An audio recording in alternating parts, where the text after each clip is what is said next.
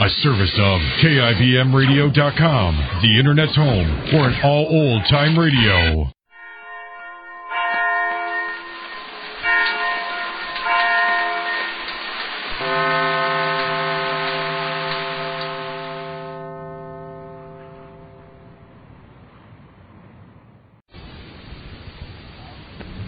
And now, the Goldbergs. Molly Goldberg has negotiated a little deal in which she's become the silent partner in Mr. Way's new chicken business.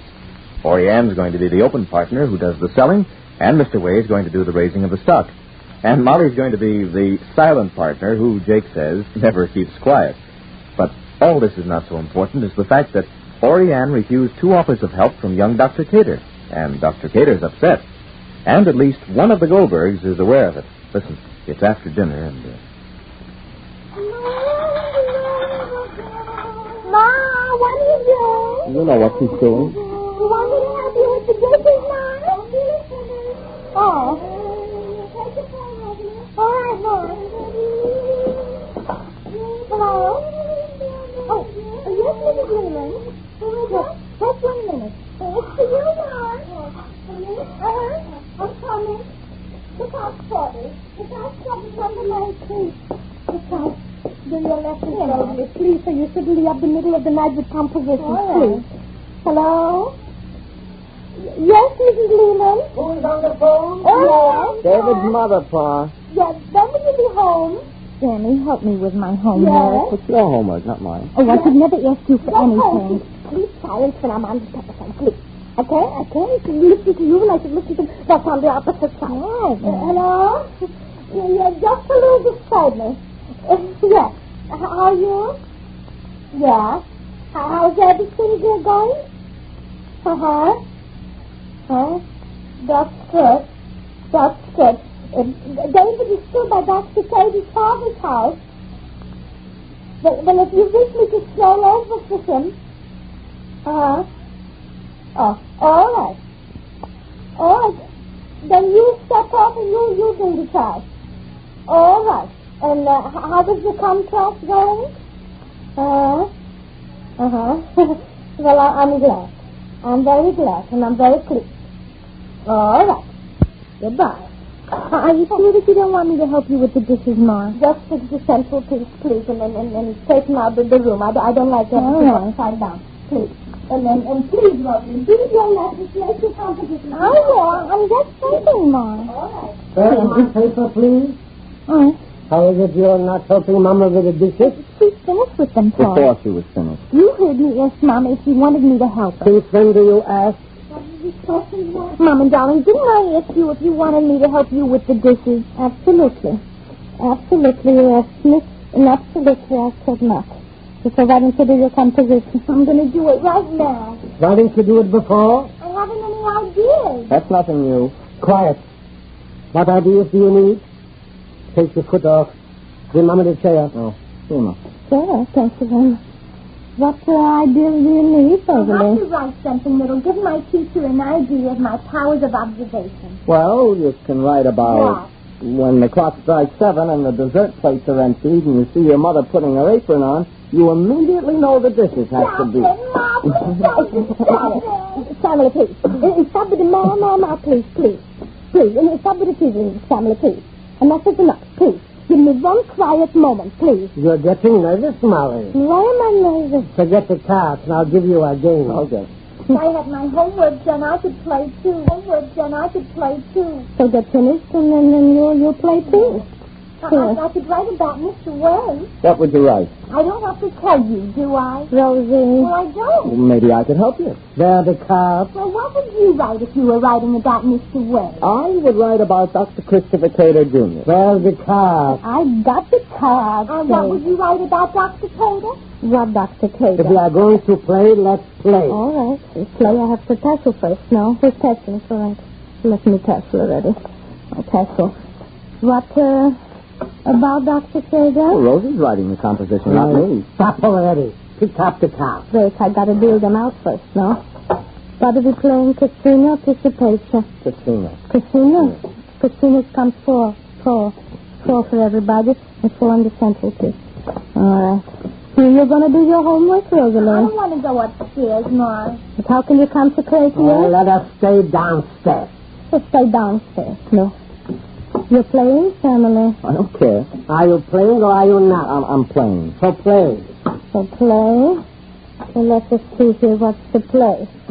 Let me see. Pick up your cards. Let me see what I got here. And what's in this pencil case. I don't know. I'm so used to playing participation. I forgot already how you play casino. I don't know what to write. You play, Ma. How can I know what my powers of observation are if there's nothing to observe? Did you ever hear of Cézanne? Yes, I did. He was a French painter. They used to paint pictures of apples. So what? Nothing. Sing 'em. He used to paint pictures of bananas, peaches, tables. He used to paint anything. So what? He never said he had nothing to observe. Well, I'm not a painter. We are playing cards, Rosie. I play, huh? Your play, Sammy. Play out. Play out. What did you put? Oh. Yeah. Now, I want to... Wait a minute. I have something to build here. And I want to build here. Oh. 4 and 3. 4 and 3, 7. 4 and 3, 7. I didn't put that card. 4 and 3, 7. 4 and 3, 7. So take in before somebody else builds on me. So. What can I say about Mr. Wade? That he was once in prison? Well, that's not observation. What kind of a man is he? How should I know? Well, if you wanted to write about Mr. Wade, you'd have to start off with Dr. Caper. Why with Dr. Caper? Are we playing cards or information, please? We're playing cards, Dick. We're playing cards. You're taking now, Sammy. Okay. Why, Dr. Caper? Use a little of your powers of observation, Ma. Why don't you say what you mean? Why don't you keep your eyes open? Just give me a hint, Sam. A hint that's as plain as anything. Well, what Please. Oh, Dr. Caper? How do you do, Dr. Cater? Come in, Doctor. Hello. Come in. We're just playing casino. Mrs. Leland back yet? No, she's not back yet, no. Does she know David is at my house? Yes, she knows. She knows David is with your father, yes. She called up recently on the telephone, and I told her, and she knows. Sit down, Dr. Caper. No, thanks. I was just walking by, and I thought I'd tell Mrs. Leland that David is still waiting for her to come and get him. Oh, well, maybe I'll go over and get the child. No, you don't have to bother. I don't see why it has to take all day and all night to get a contract signed. Well, it's not that it takes all day and that it takes all night. It's only that Orion and Mr. Ray, they was invited to dinner by Mr. Spinberg, the lawyer. Been a nice partnership. It's too bad I can't move back to the country in order to watch this extraordinary combination. The ex-millionaire and the ex-lady set up in a nice little chicken business. It's really very touching. The perfect example of democracy in action. Only I hope that Mrs. Leland, in her enthusiasm, doesn't forget that her first duty is toward her son, toward David, and that she doesn't have to be excessively patriotic and devoted to the chicken business. Chicken business and with Mr. Wade. I can't think of anything more comic. Well, no use my trying to give anybody my advice. After all, I have nothing to do with it. I was just walking by, and I wanted her to know that her son was still alive and over at my father's house. Good night. Good night. Good night. Give me a pencil. What's the pencil? A paper. What's the pencil? What's the pencil? Rosalie, please. Is that what you meant, Sammy? What? Apples, oranges, and bananas? Yes. Apples right in front of you? Well, What's the apple crop? I've got a title for my composition, Sammy. What is it? Who's going to psychoanalyze the psychoanalyst? And when things get so obvious that even young Rosie Goldberg can see what's going on, then we can safely say that Dr. Cater has burned all his psychological bridges behind him and has simply, humanly, fallen in love.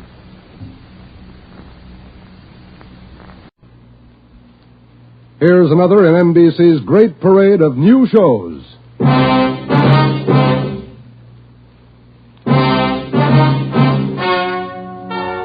Ladies and gentlemen, the story you're about to hear is true. Only the names have been changed to protect the innocent. NBC brings you Dragnet.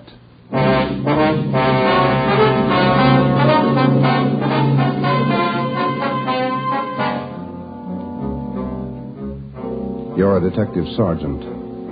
You're assigned to homicide. There's a mad killer at large in your city. A woman has been brutally slain, the body mutilated. The picture is clear. The killer has a thirst for blood. Your job, get him. Dragnet, the documented drama of an actual crime, investigated and solved by the men who unrelentingly stand watch on the security of your home, your family, and your life. For the next 30 minutes, transcribed in cooperation with the Los Angeles Police Department, you will travel step by step on the side of the law through an actual case from official police files. From beginning to end, from crime to punishment, Dragnet is the story of your police force in action.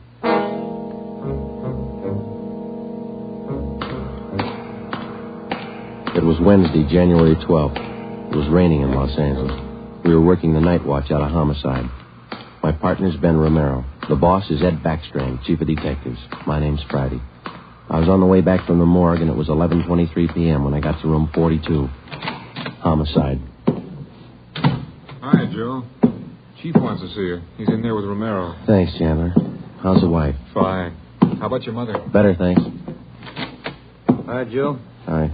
Johnny, sit down. Did they post the body yet? In the morning. Pretty messy. Strangled and mutilated. The guy's a maniac, Skipper. The body shows it. A murder like this, anybody's a suspect. The coroner looked at the body. He says the weapon was a long, sharp instrument. Found her in a hotel down on East 3rd Street. Manager's son discovered her about 7:30. You talked to him? It was too much for him. He passed out. Manager wasn't home. We'll check with him before midnight. Close to it now, Joe. We better get going. All right. The boys from the crime lab check the room. They're still down there, Ed. The place is a mess. Get back as soon as you can. We're working straight through on this thing. That's a hot shot. I'll get it. At the Lux Hotel, room 219, corner of South Grand and Cordova. Dead body. Possible homicide. The Lux Hotel, room 219, corner of South Grand and Cordova. A dead... What is it, Friday? Lux Hotel, possible homicide. Busy night. Yeah. You coming, Ed? Right. Let's go.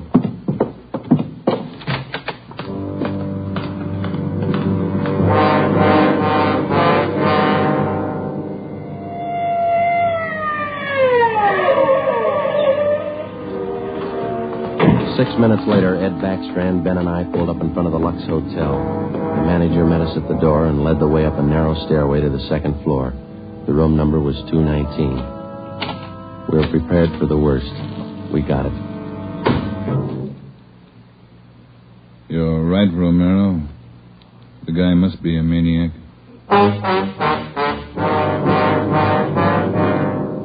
2 hotels, 2 murders. The same M.O. 3 of us made a brief inspection of the room at the Lux Hotel. We took a few notes on the appearance of the girl's body and a brief description.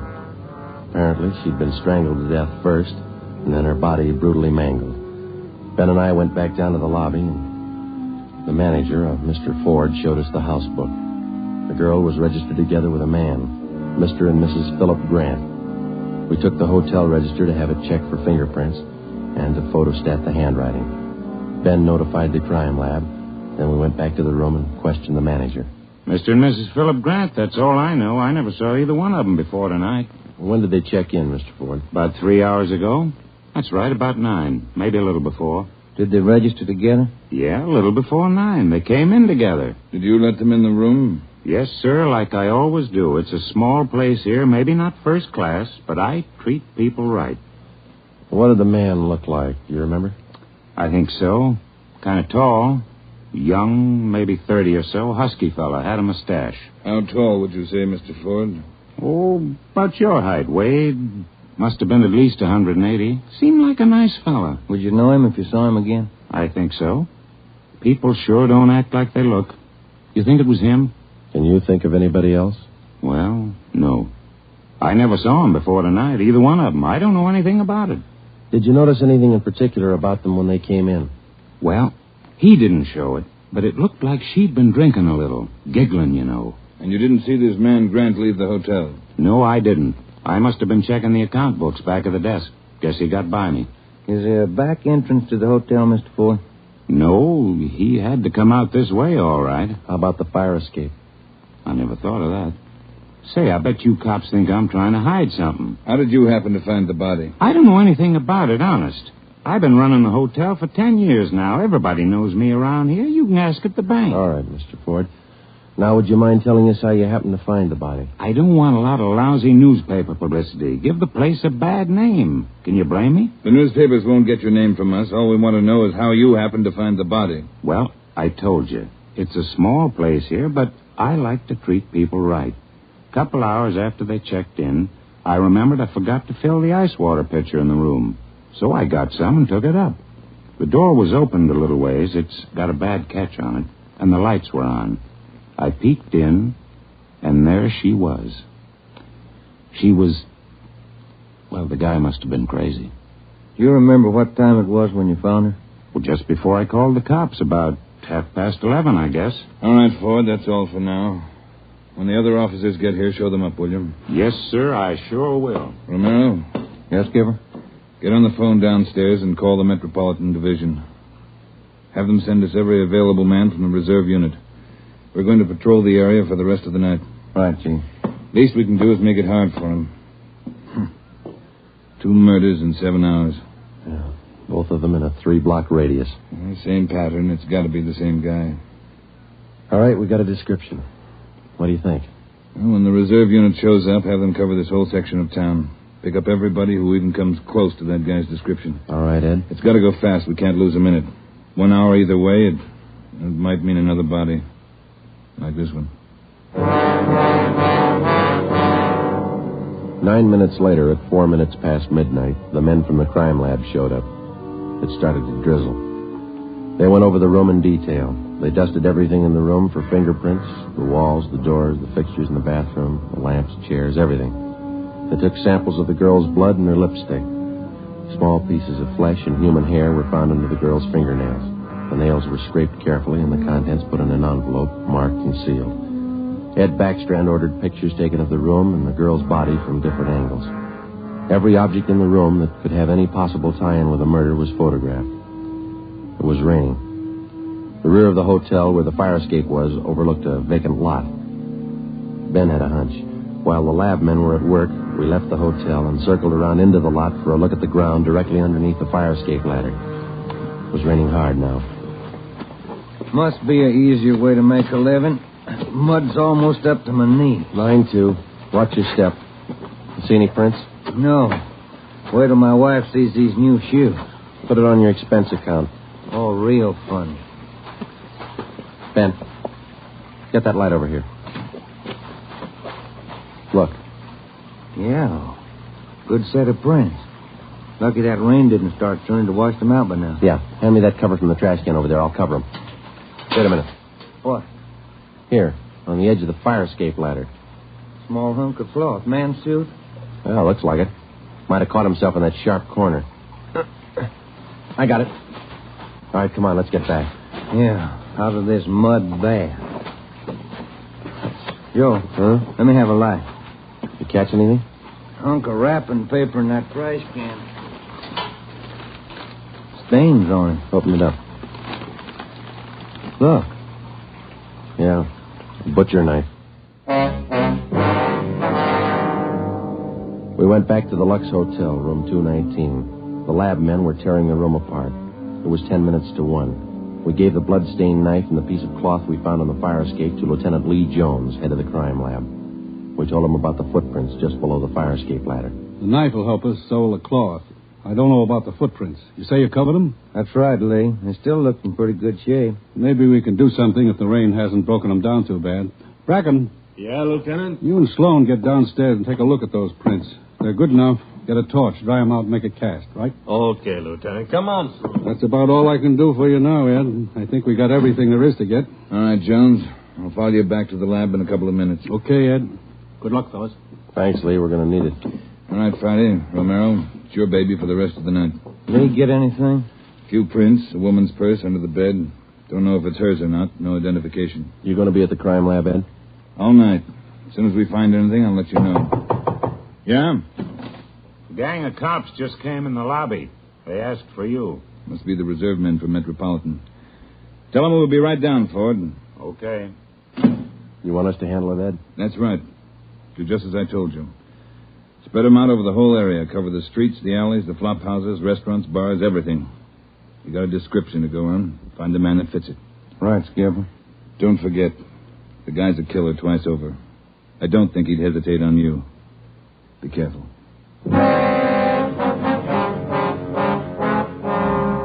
We went down to the lobby, and Ed Backstrand gave the reserve men their orders. Then Backstrand left, and Ben and I took over. We picked up another half-dozen men in addition to the men in the reserve unit. They were deployed over an area of a dozen square blocks. It was one of the toughest sections of the city. With a general description of the suspect, some of them were to travel on foot, some in cruiser cars. A few minutes before 1 a.m., there was a steady downpour. Visibility was bad. At 3 minutes past 1, the manhunt was on. For the first 30 minutes, Ben and I cruised the general area between East 3rd and College Streets and Alameda and Figueroa. No sign. The rain kept on. We sat and listened to the calls come in. 12A, call your station. 12A, KMA 367. Attention, all units. Recovered license plate in the 6th column. 4 Young, 7690. 41R, 788 Standard Avenue, or 373. 41R, KMA 367. Unit 71 at 2816 West La Cienega, a 507 party. What do you think, Joe? Any hunches? I think he's still around, somewhere inside these 12 blocks. I'd bet on it. 5? All right, you're on. Want to check out a couple of these bars along here? Getting on to closing time. It's a good idea. Pull over, huh? All right, let's check him for the next couple of blocks, huh? Right. For the next 6 blocks until closing time, Ben and I checked every bar and every informant we met along the way. The questions got to be automatic. Have you seen a man answering this description? Tall, dark, about 5 feet 11, 180 pounds, well-built, mustache, about 30 years old. The answers got to be automatic, too. Sorry, officer, I haven't seen him. No, can't remember him. Try the place down the street. We kept on checking the bars until they closed for the night. Then we started on the all-night restaurants and coffee counters. We did plenty of legwork for the next hour. Not a trace. About 2:30, the rain let up a little, and then it started in heavy all over again.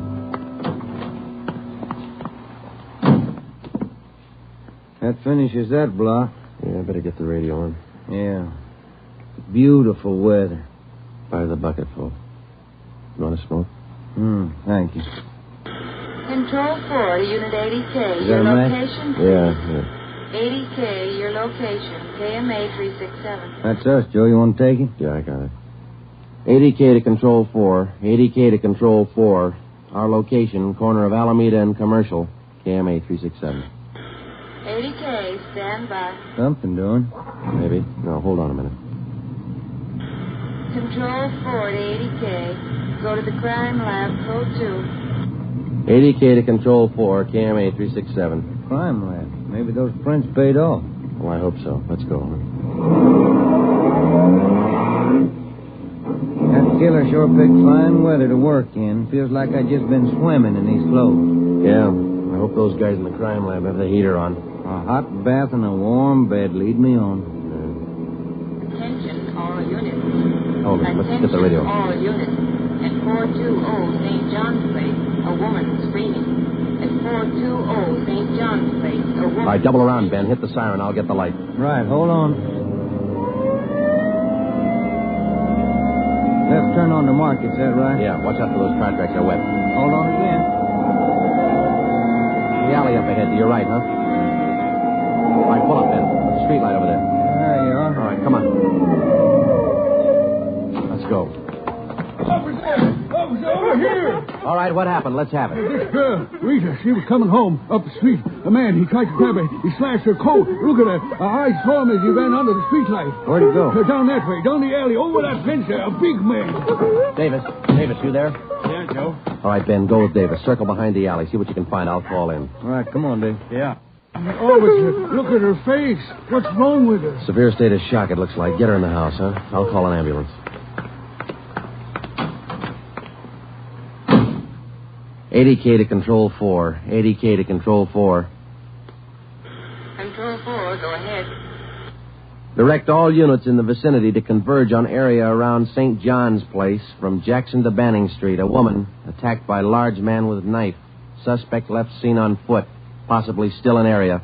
Request ambulance. KMA 367. 80K, Roger, stand by.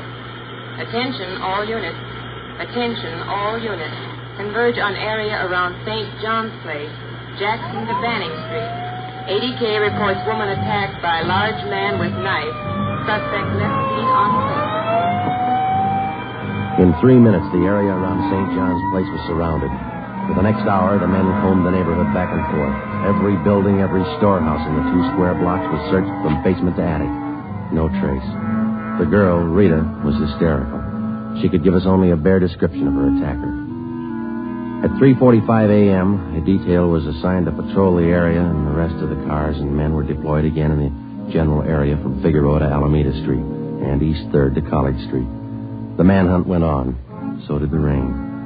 At 3:54, Ben and I checked in at the Old City Jail building, 2nd floor, the crime lab. Chief Ed Backstrand and Lee Jones were waiting for us. Heard about the call.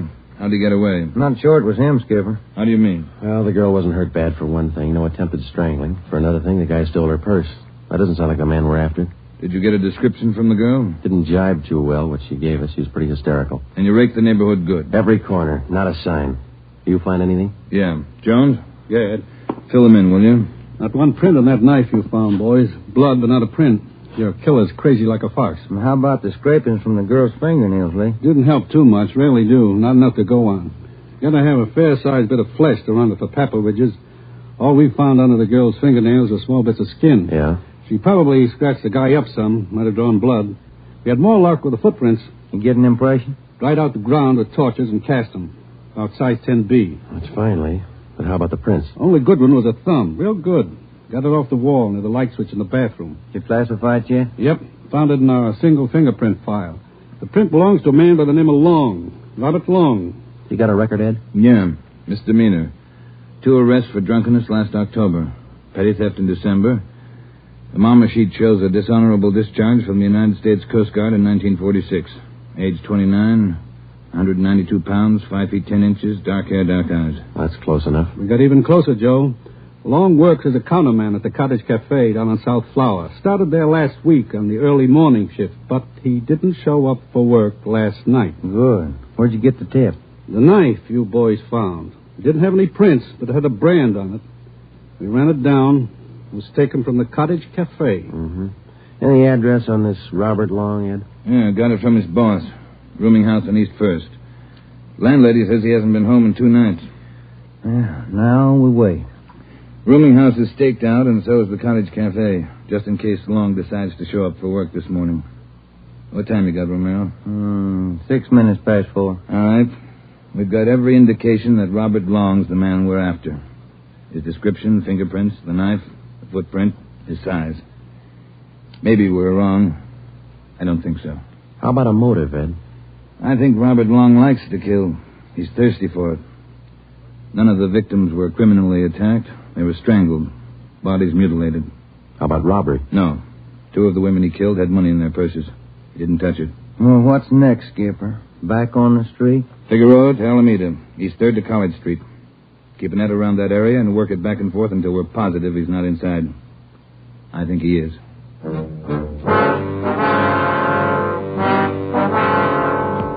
At 10 minutes past 4 a.m., Ed Backstrand, Ben, and I left the crime lab and drove to the surrounded area. It was still raining. We passed several patrolmen from the reserve unit making the rounds. They didn't look any more comfortable than we felt. At Broadway and Alpine Street, Ben and I got out and started patrolling on foot again. Backstrand followed in the car to maintain a radio check. We must have covered 24 blocks and a half a dozen coffee counters before we got to the Criterion Restaurant and Donut Shop, a few blocks up the street from the Cottage Cafe. Hey, Skipper. You want to take a minute for some hot coffee? I'll keep an ear on the radio. You two go ahead. You look drenched. We are. Can we bring you some back in a paper carton? Fine, thanks. Cream. No sugar. All right, Ed. Come on, Ben.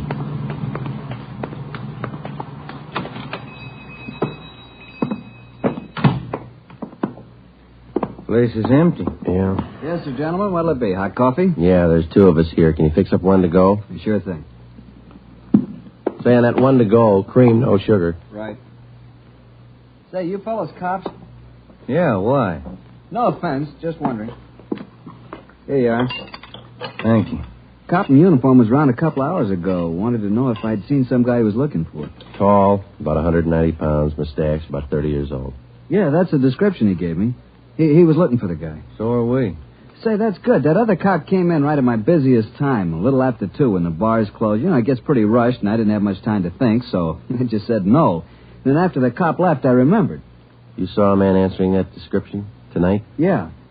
I would have told the cop, but I was rushed. You know how it is. No time to think, and then I remembered. Are you sure? Oh, I'm sure, all right. Whoever he is, he's a lady killer. What do you mean? No offense. There was a sharp-looking dame down the end of the counter, and this guy breezes in and picks her up. Talks to her about 20 minutes, buys her a cup of coffee, and they walk out together. Do you remember what she looked like? Oh, nice-looking dame. Not beautiful, you know, more on the cute side. Ben, you got that morgue shot? Oh, yeah. Here it is. Thanks. Here's a picture. This the girl? Let's see. Yeah, that's her. Who is she? I don't know, mister. Down at the morgue, they call her Jane Doe, number 7. Just by accident, we'd come across a concrete lead on the killer's method of operation. The picture we showed the man in the donut shop was a shot of the Strangler's first victim the night before. Evidently, the killer would enter a bar, coffee shop, or restaurant, strike up a conversation with a woman, make friends with her, either buy her drinks or invite her to a bar in the neighborhood, and then the rest of the puzzle was still unsolved. We went back to the cottage cafe and checked with the men on stakeout. Not a sign of him, Chief. How are you men covering the place? Baxter up in front in the booth across from the cash register. Lyman's back with the dishwashers. I'm at the counter. When's Long due to report for work, Dave? At 5. About 20 minutes to go. You're lucky you're inside. It's wet out there. You'll look at... All right, Davis. We'll be around about 5. Right, Chief.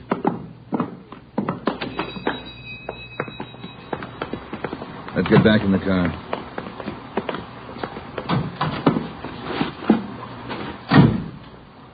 Where to, Skipper? Cruise the next 2 blocks, but don't go too far. If Long shows up for work this morning, we want to be around. The next 10 minutes dragged by. The rain kept on. Backstrand chewed nervously on a cigar. At South Flower and First Street, the sewers were clogged with street refuse. The rain backed up and filled the intersection. A group of aircraft workers huddled together in the doorway on one corner, waiting for the bus. It was cold and damp. I opened one of the back windows in the car to get some fresh air in. Off in the distance and close by, we could hear the sounds of a big city waking up slow to a rainy January morning.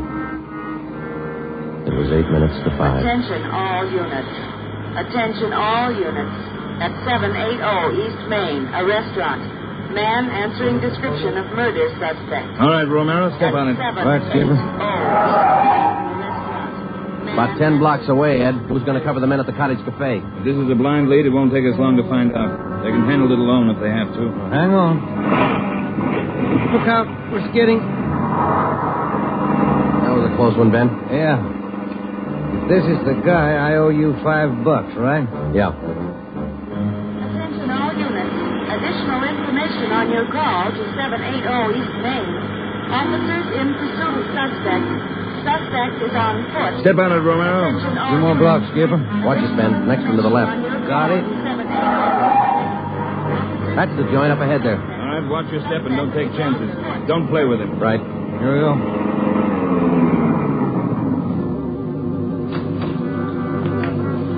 He went out the back. Ran down that alley. Come on, Ben. Behind you. You men, hustle it. Circle around the block and choke off the alley. There. Emerson, Holmes, go in the right. Right, over the fence, Ben. Ben, look out, look out. You all right? It's not that good. Come on, Joe. All right. There he goes. Between the buildings. Stop or I'll shoot. The next house. He ducked into the basement. All right, cover me. Right. Come on, he broke through the garage doors. There's Davis. Dave, he slipped through. Get down to the next corner and ring the block. Yeah. Ben, did you follow him? Yeah, right on his tail. That warehouse, a couple of lots over. He went through the back. There it is, Joe. All right, don't go in blind. Watch out. All right, you haven't got a chance. Come out with your hands up. He's not stopping, Joe. All right, let's fan out. All right, Ben, cover me. I'm going for the door.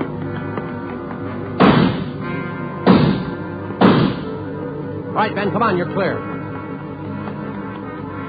You spot him? There he is. Let's get him. Close. He's in a good spot. Let's move. He's up in the loft. Come on, let's head for the stairs. Will you? Easy. You spot him, Ben? No. Not a sign. Ben, look out. That packing tape.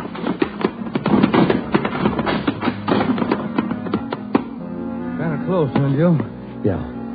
Let's get that punk now. Look out, Joe. There's another one. All right, you. We got the warehouse surrounded. Come on down. All right, then we'll blast you out. Joe, he's dropping down the ladder. He's going for the front door. They're waiting for you with Tommy guns out there. They'll cut you down.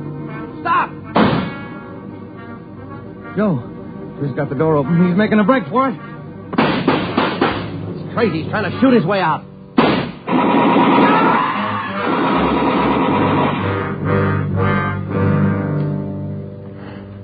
Well, he asked for it. Yeah. Let's take a look.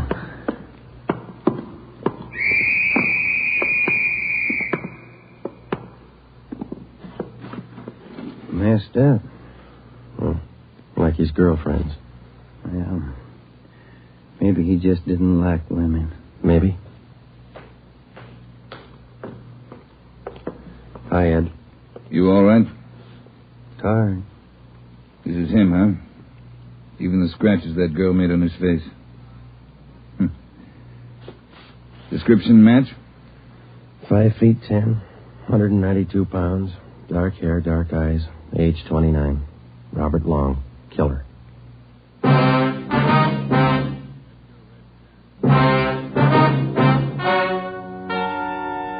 story you have just heard is true. Only the names were changed to protect the innocent.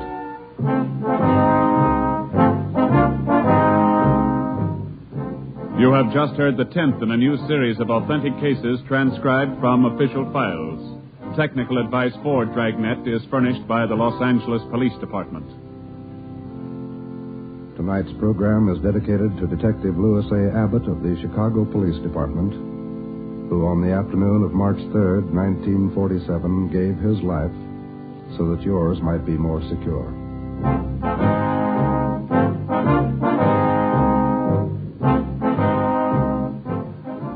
Dragnet came to you from Los Angeles. If you enjoyed tonight's production of Dragnet, you'll probably want to listen this Saturday evening to a pair of adventure shows featuring two well-known Hollywood personalities. You'll enjoy Brian Donlevy, star of Dangerous Assignment. Also on Saturday's schedule is Richard Diamond, private detective, as played by the screen's romantic tough guy, Dick Powell. Listen to both of these exciting programs this Saturday over most of these NBC stations. This is NBC, the national broadcasting company.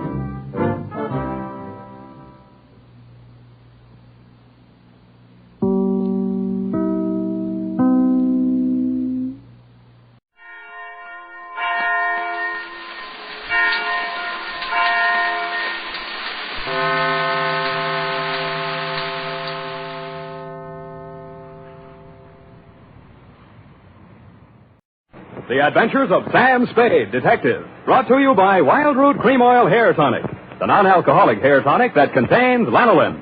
Wild Root Cream Oil, again and again, the choice of men who put good grooming first.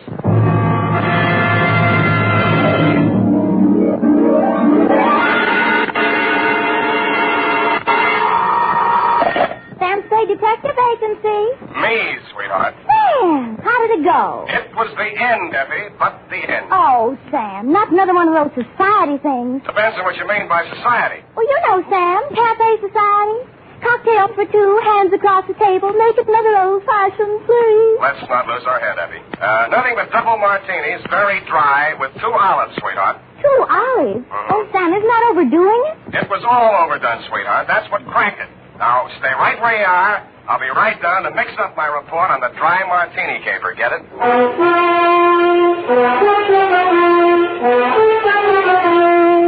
Dashiell Hammett, America's leading detective fiction writer and creator of Sam Spade, the hard-boiled private eye, and William Spear, radio's outstanding producer-director of mystery and crime drama, join their talent to make your hair stand on end with the adventures of Sam Spade. Presented by the makers of Wild Root Cream Oil for the hair. August is always a great vacation month, and for those of you planning to take your vacation soon, let me suggest that when you're packing, be sure you include a bottle and a handy tube of Wild Root Cream Oil Hair Tonic. For no matter where you go, you can always depend on Wild Root Cream Oil to groom your hair neatly and naturally, relieve dryness, and remove loose dandruff. Yes, you can take it with you on your vacation, and you should. Wild Root Cream Oil Hair Tonic. Again and again, the choice of men who put good grooming first. And now, with Howard Duff starring as Spade, Wild Root brings to the air the greatest private detective of them all in The Adventures of Sam Spade.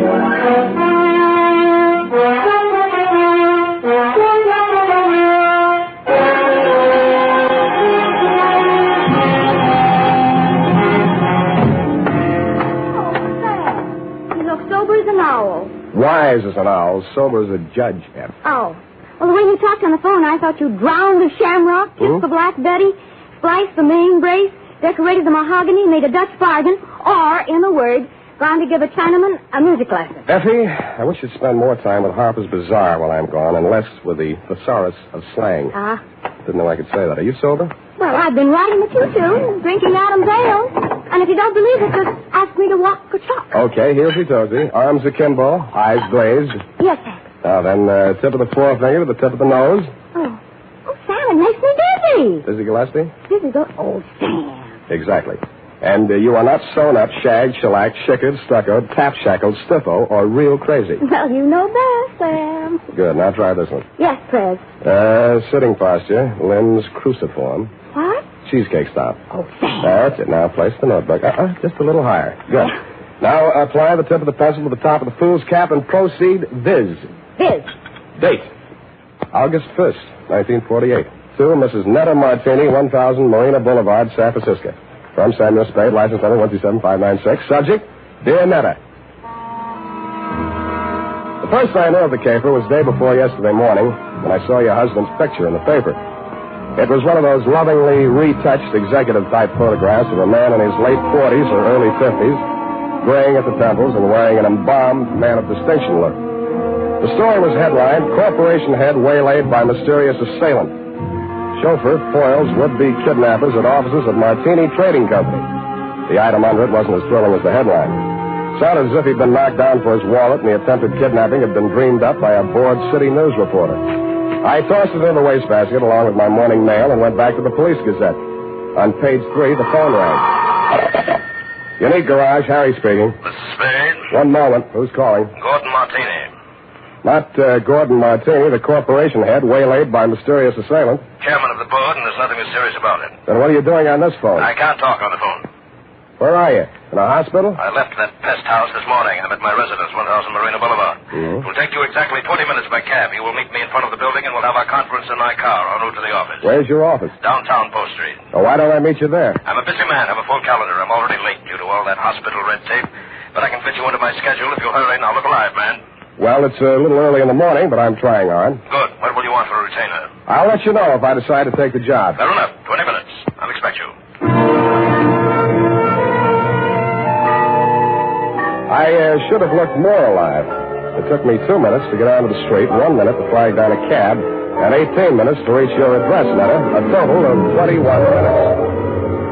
As my taxi drew up to the curb in front of the canopied entrance to the corner apartment house at 1000 Marina, I saw your husband pacing indignantly up and down in front of the entrance, pausing only to glare at the outsized chronometer on his left wrist.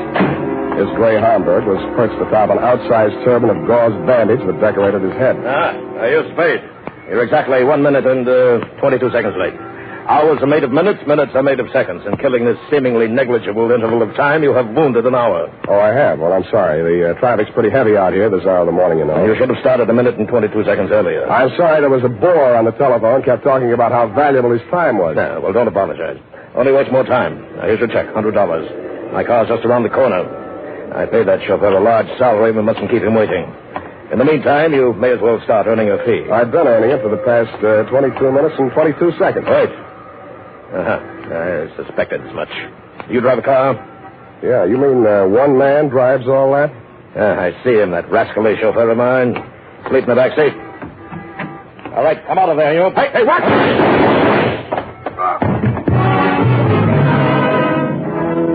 I was behind him and a little to the right. The shock of the rapid-fire 30-caliber slugs lifted him off his feet and knocked him against me. I went down under his 300 pounds of dead weight. By the time I rolled him off of me and got up, the gunman had jumped out of the limousine and into a gray sedan that was double parked alongside. In the welter of traffic on the boulevard, I didn't dare risk throwing a shot after him, but I did get the first 3 numbers of the license plate before it buried itself in the heavy stream of AM commuters. That's when the air changed from exhaust fumes to something out of a Persian garden. I turned and looked for the first time into your Nile green eyes, Netta, and saw you twisting a handkerchief in your pale hands I might have loved beside the Shalimar, but on Marina Boulevard they looked like hysterics dead ahead. Who did it? You saw him. Don't lie to me. Why don't they come with me and him? All those people standing around there staring at me. Make them go away. Make them go away. I can't stand it. Stop it, will you? That's better. Now, come on over here. Who are you, his wife? Yes, and it was all my fault. This is the end. I called Ernie out the window and asked him to come upstairs. I wanted him to return some lingerie. They sent the wrong color, peach. Yeah. Who's Ernie? He's our chauffeur. I was looking for the exchange slip when we heard the shots. Is he dead this time? Yeah, don't go to pieces. Poor Gordon, he had so many enemies. He didn't drink well, you know. People dropped us like flies. Well, they certainly dropped your husband. Are you a policeman? No, but I'll do until the real thing comes along, which is right now. If I were you, lady, I'd go back upstairs and relax. I'll get to you soon enough. Yes, I suppose you're right. Poor Gordon, he looks so natural stretched out on the pavement. Yeah. I keep thinking he'll get up and stagger on into the elevator. He didn't drink at all well. Go on, will you? All right, I'm going. Oh, Ernie, where did you go? Down at the garage. I heard a car driving. Poor Mr. Martini. It's all my fault. No, Ernie, it's mine. If I only hadn't mislaid that exchange slip. What? You know, when I called you out the window to come and get that package. Oh, that. What do we got here? Who's the witness? Me. Oh, Spade. Lost another client, huh? Not quite. I hadn't cashed the check yet. Well, they got him anyway. All right, pull a spacer there. Let him through that stretcher. All right. Step over here out of the crowd, Sam. I want to get this figured. Yeah. All right, out of the way, please. Okay, Jerry, take it down. Got a pencil? Yeah, and I want it back. Let's have it. This guy is Gordon Martini. Mm-hmm. He headed up a local firm, the Martini Trading Company. Mm-hmm. Last night he was working late at his office. Got boinged. Right. Phoned me this morning. Didn't know why. Thought maybe he wanted a bodyguard. Anyway, he needed one. Mm-hmm. Gunman was crouched in the back seat of the limousine, shoved the carbine out when Martini opened the door. Carbine, huh? Didn't get a good look at him. You could see why, the way it's closed in, no side windows. Foreign car, isn't it? Stop drooling. You can't afford one. You getting all this? What about the getaway? Martini fell on top of me. I saw the getaway car in the back of his head. Yeah. The car was a gray sedan. The back of his head was a standard make, too. Only got the first 3 digits of license plate, 5D9. 5D9. Anything else? Yeah, give me back my pencil. The homicide boys want some help. They know my fee. Mr. Spade. This is Martini. Why aren't you and Ernie upstairs getting your alibis shaped up? Oh, please, I can't face the questions just yet. Would it be legal if I just avoided them till I can collect myself? I don't know about legal, but it might be smart. Where can we talk? What do you suggest? Well, there's a little cocktail lounge up on Lombard where Ernie and I'll... it's just around the corner. Very handy. Let's go.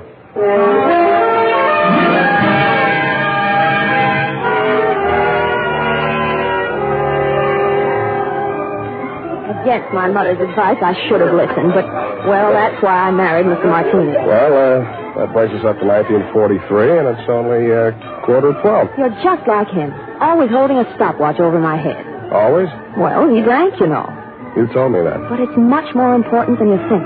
He often fell down and bumped his head. You mean that mysterious assailant that waylaid him last night in his office was a double martini? 2 pitchers full before dinner. Ernie had to carry him up to his office. Well, what did he go up there for? Oh, we had an appointment with the vice president of the firm, Mr. Nesbitt. Something had come up, and he wanted Gordon to sign some papers. I don't know what. It wasn't the first time. I waited outside in the car. After Ernie had taken him upstairs, he came back to the car, and we talked. Ernie has alibis upstairs, downstairs, and all around the house. Well, then when the others came out and Gordon didn't, Ernie went upstairs to see why. Others? Mr. Nesbitt and who else? Mary Callahan. Secretary? No, she's an attorney. And if you think everything was legal between those two, well, but after all, who am I to call the kettle black? Now, what are you trying to tell me? That you got him drunk so they could make him sign some papers? That he got himself drunk so he couldn't write his name? Or that he just got drunk and fell down? Between you and me, I think she pushed him down a flight of stairs. In his condition, he never remembered. Why are you putting the finger on the Callahan dame? Well, what would you think? She was the last one out of the building. Why didn't you want to tell all this to the police? Well, I didn't want to talk about his drinking. Things were bad enough already. That would have been the end. Well, that's as good an answer as any. What do you want me to do for you? Prove that she did it and Ernie didn't.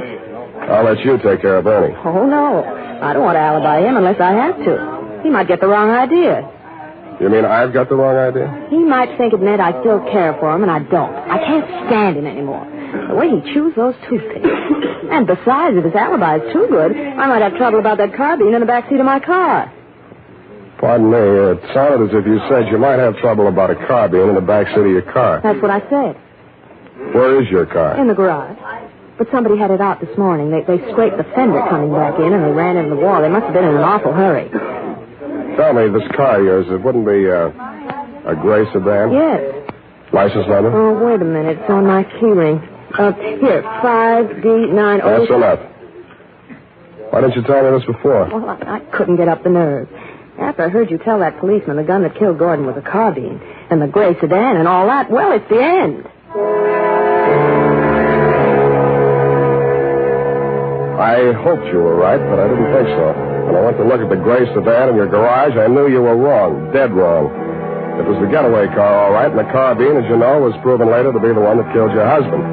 But Ernie had turned into a very poor suspect indeed. He was hugging the carpet between the front and rear seats, and when I nudged him, he didn't move. He'd been shot at closer range than Gordon Martini, and the killer had used only one slug. It was planted in the base of his brain, which made him not only a very poor suspect, but a very dead one.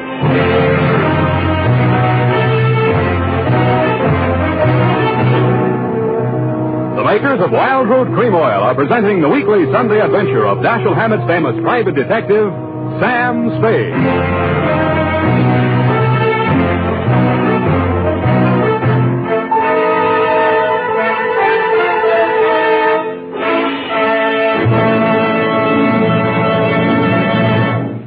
If you want the well-groomed look that helps you get ahead socially and on the job, listen. Recently, thousands of people from coast to coast who bought Wild Root Cream Oil for the first time were asked, how does Wild Root Cream Oil compare with the hair tonic you previously used? Better than 4 out of 5 who replied said they preferred Wild Root Cream Oil. And no wonder. Wild Root Cream Oil grooms the hair neatly and naturally, relieves annoying dryness, and removes loose dandruff.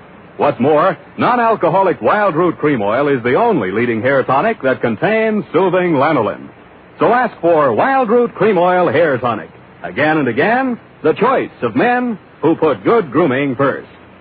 By the way, smart girls use Wild Root Cream Oil, too. And mothers say it's grand for training children's hair.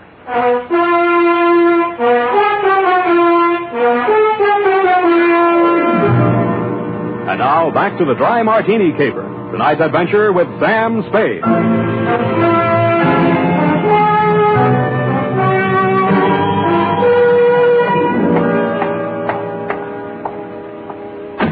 Martini Trading Company, good afternoon. I'm sorry, Mr. Nesbitt is in conference. I'll see that he gets your message. Well, what can I do for you? I would like to see Miss Callahan. Miss Callahan is in conference with Mr. Nesbitt. Good. I would like to see them both. But I have orders not to disturb them. You do not have to. I will. Just a minute. You can't go breaking in like that. Yes, and I'll tell you something else. You won't ever get away with it. Why, everyone in this town knows about your underworld connection. Why, you doddering old fool, when I get through with you, if you don't go to the gas chamber for Gordon Martini's murder, you wish you had. If I go to the gas chamber, it'll be for killing you, not Gordon. Oh, you said it. Oh, why didn't I have witnesses here? Miss Callahan? Did you hear that? You weren't talking loud enough. I didn't hear a thing. Well, come on in here, and I'll tell you a thing or two. Close that door. Now, sit down. Thanks. I listen better on my feet. Oh, so you're the detective Netta Martini employed, eh? What's she paying you? That'll depend on how much I have to do for it. Well, I'll tell you how much you'll have to do for her. You'll have to make a case against me, and that's not going to be easy. Why do you think she's out to get you? Why, indeed. For years, this moth-eaten mouthpiece, this parboiled Portia, has been victimizing poor Gordon, taking advantage of his weakness for drink. Oh, Now that she's liquidated him, she appears with 55% of the common stock. Motive enough, eh? Why, you fraudulent old fool. I simply bought up his debts and threw an attachment on those stocks. Unethical, but perfectly legal. Look, But you're not even a proper thief. You're nothing but a bumbling old embezzler. Now, listen You here. had to tell because he was going to call in the auditors to look over those books of yours. The deed of double entry, Mr. Spade. Look, will you save this for the courtroom scene? Now, you've convinced me. You're both crooked. I'll see that you both go up for something. That's a promise. Mr. Spade, I gave you credit for better sense. Do you know that this Medusa of the magistrate's court, this harpy of the Hall of Justice, tricked him into changing the beneficiary of his insurance the very night she pushed him down the stairs? And you were all in favor of it when you thought you held a controlling interest in the company. Answer that. See, Mr. Spade, he can't answer that. Good. I'm glad one of you is temporarily lost for words. Now, I only want to know one thing, and I want a straight answer. And if either one of you starts off on another speech, I'm going to push you into the nearest cloakroom and lock you in together. Why, you wouldn't dare. Try me, sweetheart. Well, what do you want to know about this Amazon ambulance chaser, this Trilby of the traffic court? Watch it.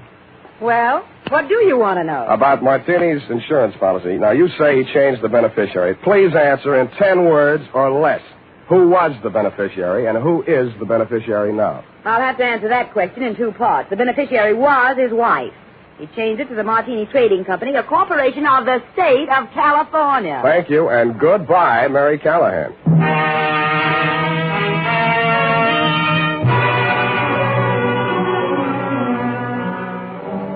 And that Netta took the heat off of you for the time being, which made things tough for me. Because Callahan and Nesbitt were so horrible, I never wanted to see them again, even to testify against them in court. I was sure of one thing. None of you had pulled the trigger of that carbine. There'd been a hired killer behind it, and the way he operated, taking crazy chances in broad daylight in a crowded street, told me an important thing about him. That night, I made the rounds of the joints. At a plant called the Bing Room, I found a bouncer who'd tossed out a customer that run up a bill and tried to pay it with a $1,000 check. He sent me to the Atlas Hotel.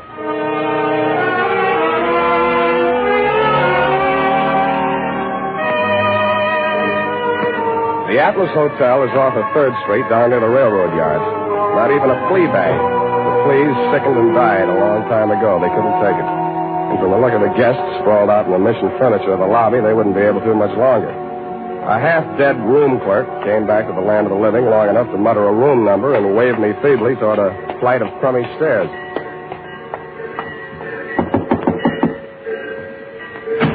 Yeah, what do you want? You, Hack Hartman? Hey, you got anything for me, huh? Yeah, I got news for you. Get back in the room. I'll tell you all about it.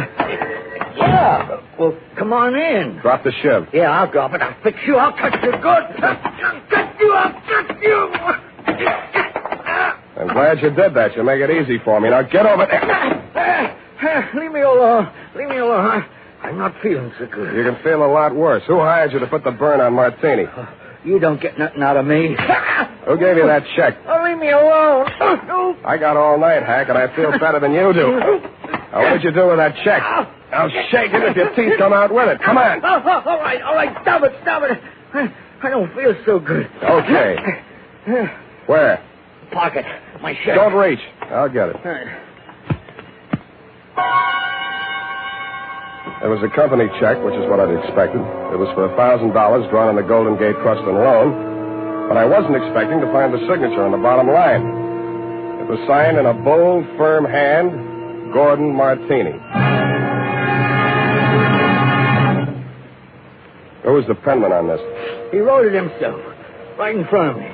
What was it supposed to be for? He wanted I should knock off his brother. You get mixed up? Well, he's dead, ain't he? That's what I mean. Gordon Martini's dead. The papers got it wrong. That was his brother, his twin brother. And that other guy, that chauffeur, kept hanging around the garage so I couldn't get out. I had to burn him, too. You know what you're saying? Yeah. I'm making sense. Now get out of here. I'm getting steamed. Don't let it worry you. I got a nice, cool place all picked out for you.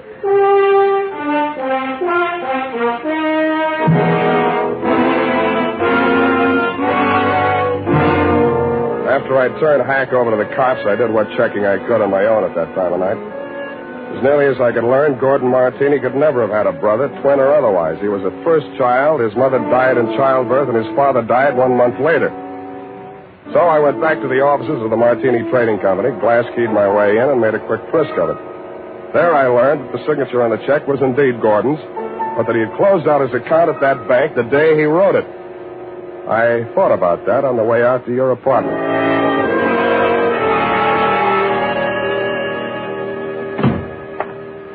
Sam, I've been calling and calling, trying to reach you. I've been so worried. It's the end. This time you might be right.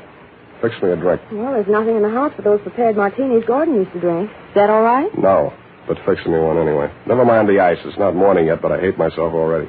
Why don't you just relax and let me get it for you? I'll relax. You get the martinis. What happened? What'd you think of Mary Callahan? Isn't she the end? She's cute. You're all cute. All of me? How nice. I'd put ice in anyway. It's nasty without. It's nasty anyway. I hope it doesn't make you fall down the way it did poor Gordon. Thanks. What's the matter? Too dry? You open this bottle fresh? Why, yes. What's the matter? Where are they, the rest of the bottles? Oh, yeah. More of the same. Is this all your husband ever drank? Yes, gallons of it. It's a special brand. He even took it with him to bars and people's houses. He'd sit and drink them right out of the bottle like a little child. Then he'd be falling down drunk, of course. And that's how we lost so many friends. They dropped us like... Like flies. Yeah, it was the end. Who you phoning? City morgue. Maxie, Sam Spade. Sammy, what can I do on you? On Martini, Maxie, they got around to the autopsy yet? Yeah, they rushed him through. Got the report handy? Right in front of me. Funny thing, Sam. The doc said they should have saved themselves the trouble. He'd have been dead in a week or two without no help. What from? Brain tumor. Malignant, it says here. Any alcohol in him? None from drinking, Sammy. What about the head wounds? Accidental fall due to periodic fainting spells. Part of his condition. Thanks, Maxie. Well, what is it, Sam? Was the martinis poison? No, sweetheart. The martinis were colored water. Why, they couldn't. Well, what made him get so drunk? He didn't. He was sick. But, Sam, who killed him? He killed himself. But he couldn't have. He hired a gunman to do it. He planned his own murder. But that... What? Well, why didn't he leave a note or something? He could have ruined us all. Come here, sweetheart. Put your little hand on Uncle Sam's shoulder. What, Sam? That's, just what he wanted you to do. He wanted to ruin you. He let Mary Callahan fleece him out of his interest in the company. He let Nesbitt juggle the books. He let you go your way with Ernie. He let all three of you fix yourselves up with as nice a set of motives for murder as a jury could ask for. It couldn't have... The real joker was the check he used to pay off the man he hired to kill him. It bounced. It also proved he'd planned his own murder. But he still has his revenge.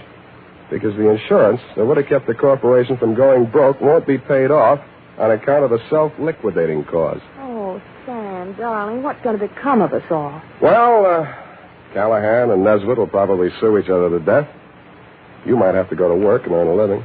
Well, I have $500. I might invest it in something. You already have. Here's my bill. But, Sam, you didn't help me. What? This is the end. No, it isn't, sweetheart. This is the beginning. Come here.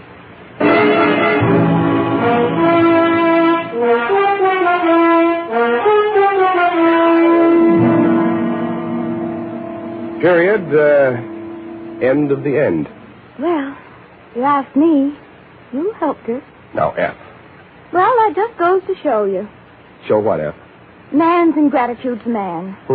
But what did Mr. Martini have against you? Why, nothing, sweetheart. He just needed a smart operator like, Johnny Madero was on Sam. Have you cashed that check Mr. Martini gave you? Well, Not yet. Sam, any bartender would know better than to take a check from a man who drinks that much. F, you haven't been paying attention. He didn't drink.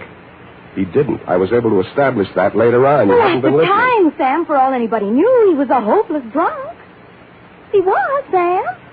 Oh, you're so wonderful and trusting. But I do wish that you'd understand this. He was a hopeless drunk. For the last time, Effie, he didn't really drink. I'll just type this up, Sam, while you call the bank. I'll do that.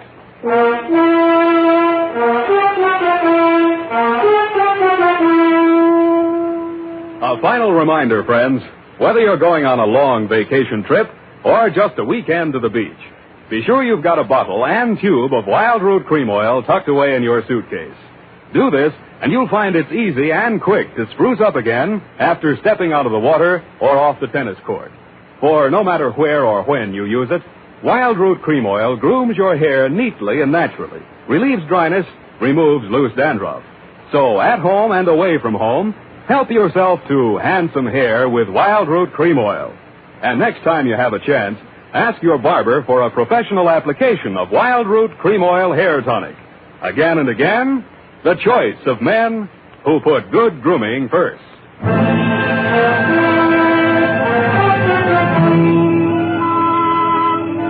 Well, here it is, Sam. I hope it was worth the price of the paper and carbons. You made carbon copies of that? An unimportant report like that? Oh, it bounced? Well, the estate isn't settled yet. Oh, Sam, you're so wonderful and trusting. Effie, I am not wonderful and trusting. I am a hard-boiled private eye. I know. Just a pity there's no money in it. And I'm also two-fisted. Sam, have you ever thought of ceramics? Of what? Ceramics. It takes virtually no capital. All you need is a small furnace and some clay. And if you don't have any talent, you can just make ashtrays. Thanks, I already have one. Oh, flower pots are fun. You can pop them on a wheel. And you can pot your hat on and wheel on out of here and also take your furnace and clay. I love you when you're so gay and carefree. I am not gay and carefree. You are a hard-boiled private eye. Good night, and sue me for your back salary, sweetheart.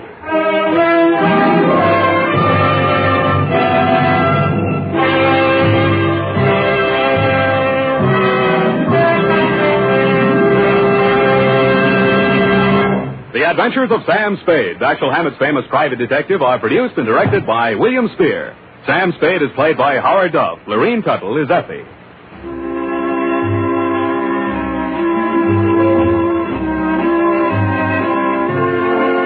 The Adventures of Sam Spade are written for radio by Bob Tallman and Gil Dowd, with musical direction by Lud Gluskin. Gil Dowd directed tonight's broadcast in William Spear's absence. Join us again next Sunday for another adventure with Sam Spade, brought to you by Wild Root Cream Oil. Again and again, the choice of men who put good grooming first. This is Dick Joy reminding you to get Wild Root Cream Oil, Charlie. It keeps your hair in trim. You see, it's non-alcoholic, Charlie. It's made with lanolin. You better get Wild Root Cream Oil, Charlie. Start using it today. You'll find that you will have a tough time, Charlie. Keep all the gals away. Hiya, Baldy. Get Wild Root right away. This is CBS, the Columbia Broadcasting System.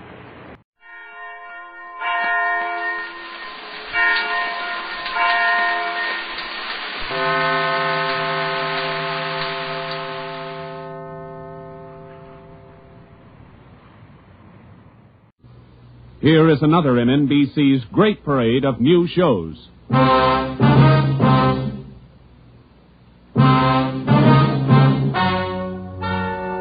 Ladies and gentlemen, the story you are about to hear is true. Only the names have been changed to protect the innocent. NBC brings you Dragnet.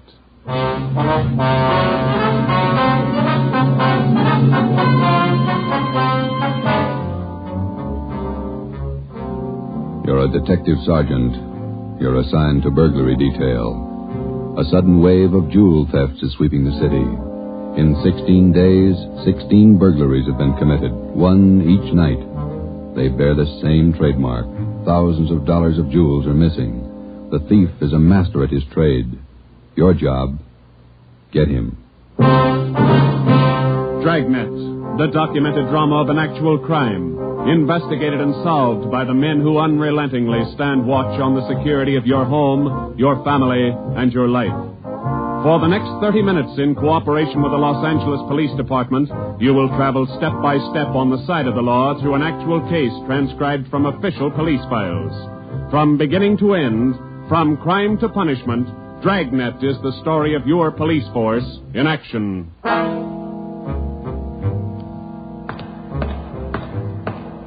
It was Tuesday, June 17th. It was warm in Los Angeles. We were working the day watch out of Burglary. My partner's Ben Romero. The boss is Ed Backstrand, chief of detectives. My name's Friday.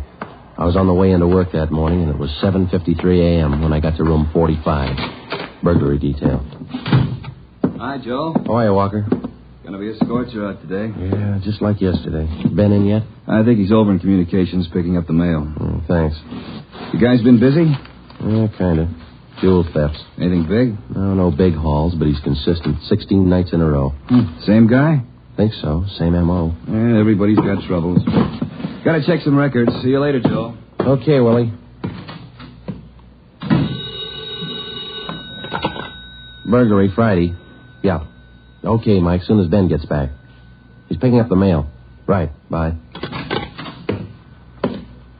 Hi, Joe. Hi, Ben. Hannon just called. Chief wants to see us. Take a look at these first. What do you got, overnight reports? Yeah, these two. Yeah. 2 of them. 3 diamond rings, 1 sapphire, 1 necklace, jade. Big haul. Look at the other one. Lady's watch, diamond band, emerald bracelet, tourmaline brooch. What's tourmaline, Ben?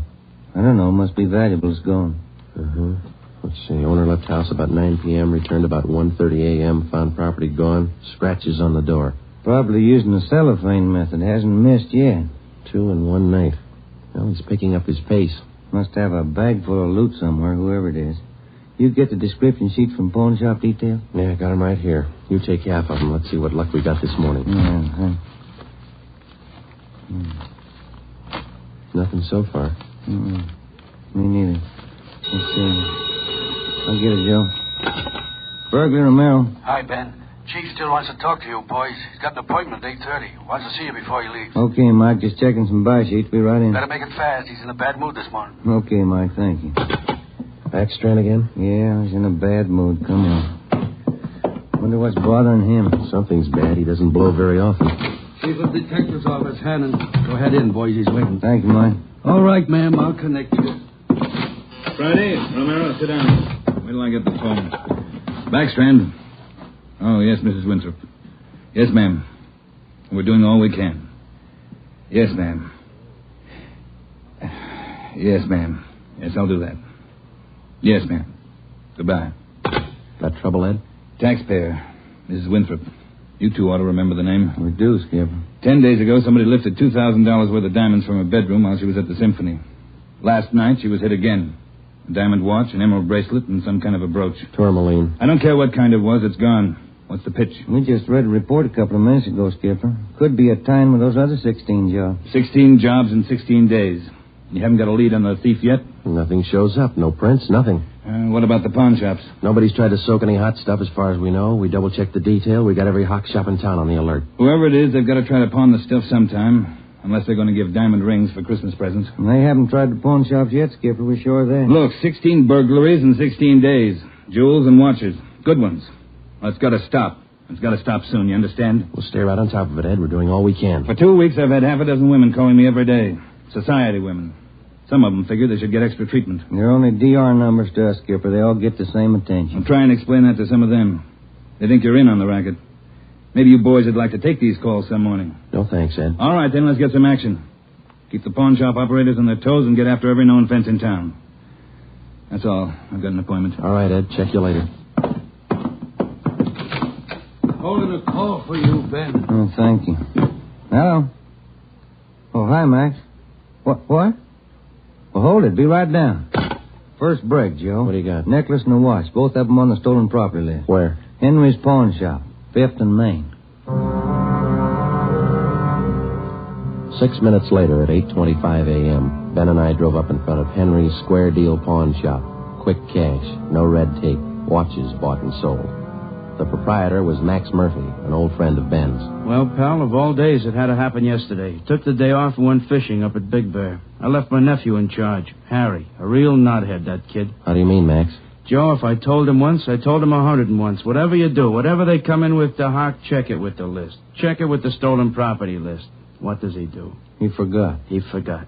Oh, a real knothead, that boy. How old is he, Max? 32. A real knothead. I checked the slips from yesterday. Then I checked the stolen property list. There it is. Hot stuff. When did the stuff come in, Max, do you know? About 4 o'clock yesterday afternoon. Can we look at it? Oh, sure. Back here behind the counter. There it is. Did you check out the serial numbers on the watch yet, Max? When I found out, yes. They matched to a T. All right, let's see. Yeah. Description on this necklace matches, too. Let's have a look at your buy book, huh, Max? Yes, sir, Joe. Here you are. There's a deal right there. Here? Yeah, that's him. That's how he gave his name.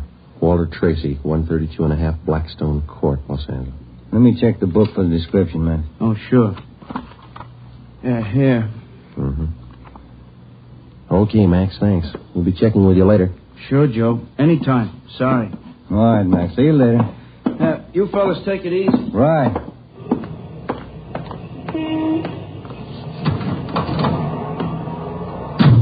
Want to check and see if we clear, Joe? Yeah, I will. 80K to Control 1. 80K to Control 1. Are we clear? Control 1 to 80K. Stand by. Good lead, Joe. Got a description in here. Yeah. It's too bad Max's nephew had to slip up. Control 1 to 80K. Call your office immediately. Call your office immediately. KMH is concerned. Wonder what that's about. I don't know. I'll call in. You got some change? I'll use Max's phone.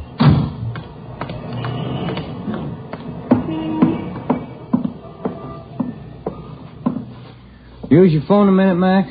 Oh, you, Ben? Sure. Help yourself. Thank you.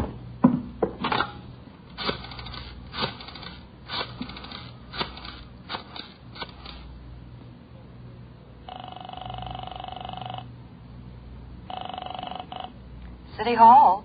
2524. 2524. Burglary. Levine. This is Ben, George. You got something? Hot one. Universal Loan Shop, 6th and Barton Place. Guy just took in a couple of rings. He checked too late. What you mean? He checked the form after the guy left. It was signed Walter Tracy.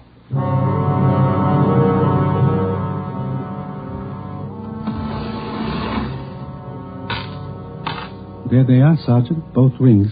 Fine quality diamonds. Don't you usually check your stolen goods list before you take in stuff like this? Usually, yes. Last night, no. I don't know what I was thinking about. Can we have a look at your buy book? Right here. There it is. Walter Tracy. 699 Olive Street. 145 pounds, 5'9", dark hair, build, thin. We'll have to slap a hold on these rings. I know. I should have thought. Can you think of anything else that might help us to identify the man? Well, no. Had a light suit on. Nice cut. Very well dressed. Thank you. That's all for now.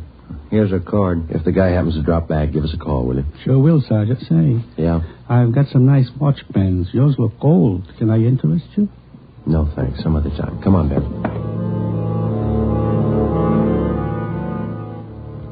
That afternoon and the following morning, despite our alert and our warnings, 2 more pawn shops called in with reports of stolen watches taken in. We checked them out. The serial numbers on the watches matched those on the stolen property list. On the pawn shop account books, the loan was listed under the name Walter Tracy. The addresses were given as number 12 St. Vincent Place and 700 East Flower. The descriptions of the man were the same. Slight build, well-dressed, about 145 pounds, 5 feet 9 inches tall, dark wavy hair. We had the name and description distributed to every pawn shop in Los Angeles and surrounding communities. Through our informants, we checked up on every known fence in the city. For the next 2 nights, we received no reports of stolen jewels. That made up for the double burglary the night before. On June 19th, the box score read 18 successive nights, 18 successive jewel burglaries. At 3:25 in the afternoon, Ben and I sat down to check over the late incoming reports. Got anything, Joe? No, not yet, no. Nothing here. Maybe the guy's left town. Nope. No such luck. Take a look. That's it, number 19. He may set a record. Well, he's making monkeys out of us, isn't he? Look, Man's watch, lady's watch, Chinese amber necklace, diamond shirt studs, and a bracelet with 2 large rubies. He's getting ambitious. How's the value listing? Let's see. $1,800. One haul. I'll get it. Burglary Friday. Yeah. What? Yeah. Be right down. Stall him. Let's go, Ben. Where? Kaplan's down on East 2nd. Walter Tracy's in there now, trying to hock a gold watch.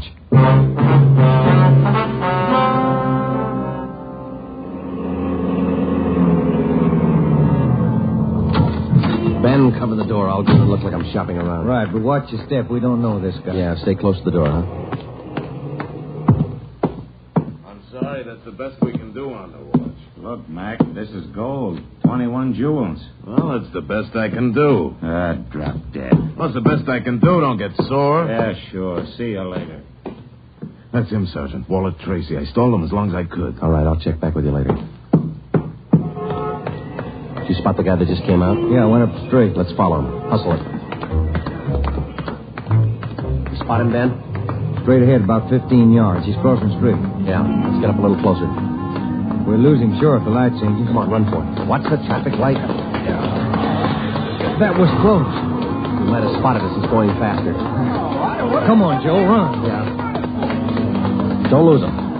The crowd's not helping. Hey, wait a minute. I bet you're a cop. You're chasing somebody. Let go of my arm, mister. Let go. Well, you don't have to get tough. Lousy cops think they own the street. I'm going to write the mayor's office. Come on, Joe. He's running for it. Yeah, I see him. Watch the signal up ahead. Hurry, Joe. Almost up to him. Into the parking lot.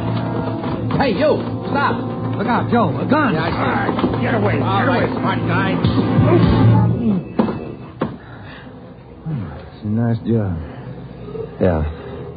He's too fast for an honest man. Let's take him in. When we got back to headquarters, Walter Tracy was under technical arrest. We took him directly to the interrogation room. We searched him thoroughly. We had him take everything out of his pockets and put it on the table.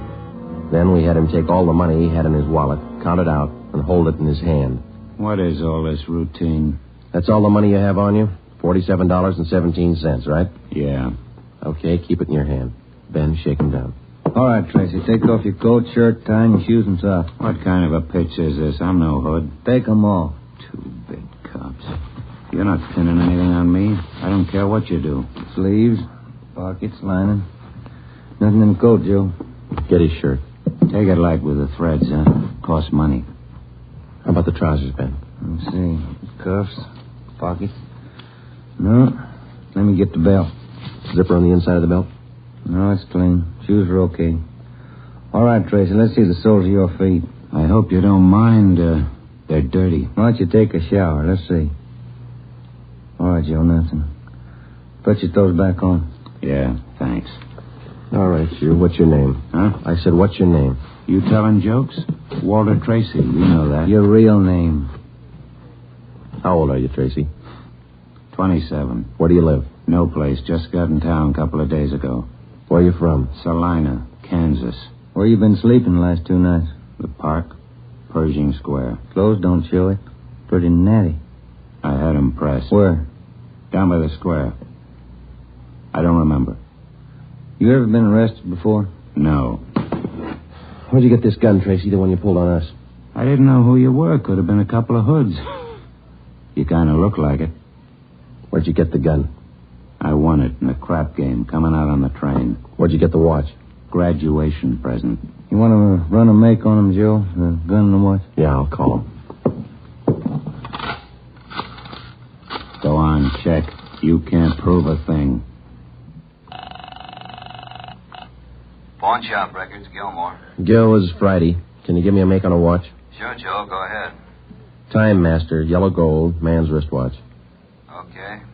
Case number 716F23. Right.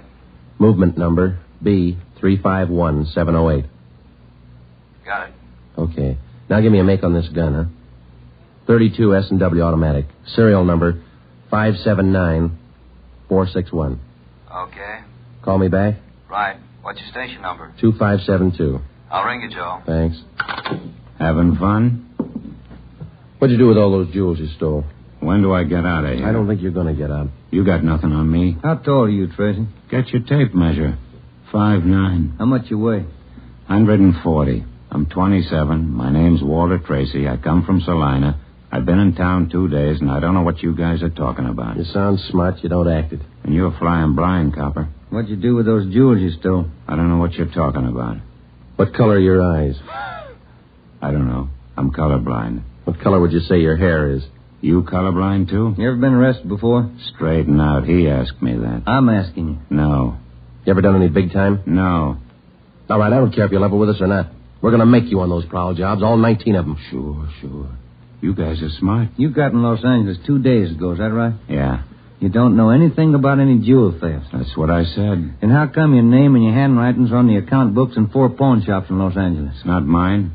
You can't prove it. We can, Tracy. Come clean. What'd you do with the stuff you stole from 1250 Moraga Drive, June 5th? I didn't steal any stuff. What'd you do with the rings and watches you took from 1400 Placerville Road, June 9th? I wasn't in town. What'd you do with the diamond dress pins you stole June 13th, 123 South Van Ness? Did I do that? You're not only kinky, you're a bad liar. You prove it. Order get you a sawbuck, your prints bounced, Tracy. Our handwriting man's gone to work on those signatures of yours. You haven't got a chance. Now, come on. Where'd you hide the stuff? You can't prove a thing. Where'd you say you've been sleeping the last 2 nights? In the park, Pershing Square. You want a map? Clothes sure look nice. I said I had them pressed. But you can't remember where. No, I can't remember where. That a crime? Friday something. Joe, this is Gilmore. Here's the stuff you asked for. Let's have it, Joe. No make on the watch, no make on the gun. Okay, Joe. Thanks a lot. Yeah. You're in up to your neck. You said that, didn't you? You're going to talk, Tracy. Kind of tired. All right, we'll let you sleep on it. Come on, Ben. Let's book him. Right. I'll get your jobs, coppers. Sure. Come on. We took Walter Tracy to the county jail and had him booked on suspicion of burglary. He was still sullen. We knew we had the guilty man. Now we had to prove it. As it often happens, the victims never see the burglar. They only know he's been there. They can't identify him, but they can identify their property. Our job was to find the property. When we did, we'd have Walter Tracy. And the 19 victims would have their property returned. But Tracy wasn't talking. We knew he'd never talk unless he thought it might help him. We took the problem to Ed Backstrand. Smart punk, Skipper, but he's done time before. How do you know? Tried him out last night when we brought him in. He talks like it and he acts like it. But he won't cop out. Are you sure? He won't talk in 100 years. He knows he's got us in the spot. Well, one thing's sure. We're not going to send him up without finding the loot first. He's planted the stuff somewhere in this city. We've got to find it. Ben and I have got an idea, Ed. It's not going to be easy, but it might work. What is it? Tracy tried to soak some of the stolen property at 4 separate pawn shops in the downtown area. Yeah? At each one of those 4 pawn shops, he gave a local address. Now, we're sure he must have a room or an apartment someplace in town. All right. Where? That's where guesswork comes in, Skipper. Every one of those addresses he gave falls within a certain area. How big an area? Oh, you've got that street diagram, Joe? Yeah. Here it is, Ed. From Figueroa here to San Pedro, and from Pico down to First Street. The area's about 12 blocks wide, 14 blocks long. That's a lot of territory. How are you going to cover it? On foot. We'll take Tracy with us. Plenty of legwork. You sure it's the answer? We've got to find the stuff, and it's the only way we can figure it. Hotels, apartments, rooming houses. There must be hundreds of places he could stay in that territory. It'll take a couple of weeks. Yeah, on foot it will. All right. It's tough, but it's your idea. Go to it. An hour after we left Chief Backstrand, we got Tracy out of his cell in the county jail and started our canvass of the appointed area. We took the usual precautions and handcuffed Tracy's wrists to our own. We started the search for his hideout at First Street in Figueroa. It was a warm day in Los Angeles. The temperature was 91. After the first 3 hours, I could tell Ben's feet were ready to give out, and so were mine. We couldn't even have the comfort of complaining. That had encouraged Tracy, and he was cocky enough already. He cursed and threatened every step of the way. My legs off. All right, quit pulling, will you? Come on, Tracy, up the stairs. Another one to check. Warm day, Joe. Yeah, a little. What do you mean, a little? Must be 110. Yes? What is it? You the manager? Yes. Could you tell me which apartment this man has in your house, ma'am? Who, him? Yes, ma'am, this one. Never saw him before. He don't live here. All right, ma'am, thank you. Yeah. Hot, ain't it? When are you going to get wise? Come on, Tracy. Well, that finishes this side of the street. You want to cross over, Joe? Yeah, let's go. I'm hungry. I want to eat. After we cover the other side of the street. You can't do this to me. I'm going to get a lawyer. I'll have your jobs, both of you. Yeah, come on. We only got a couple of hundred places to cover.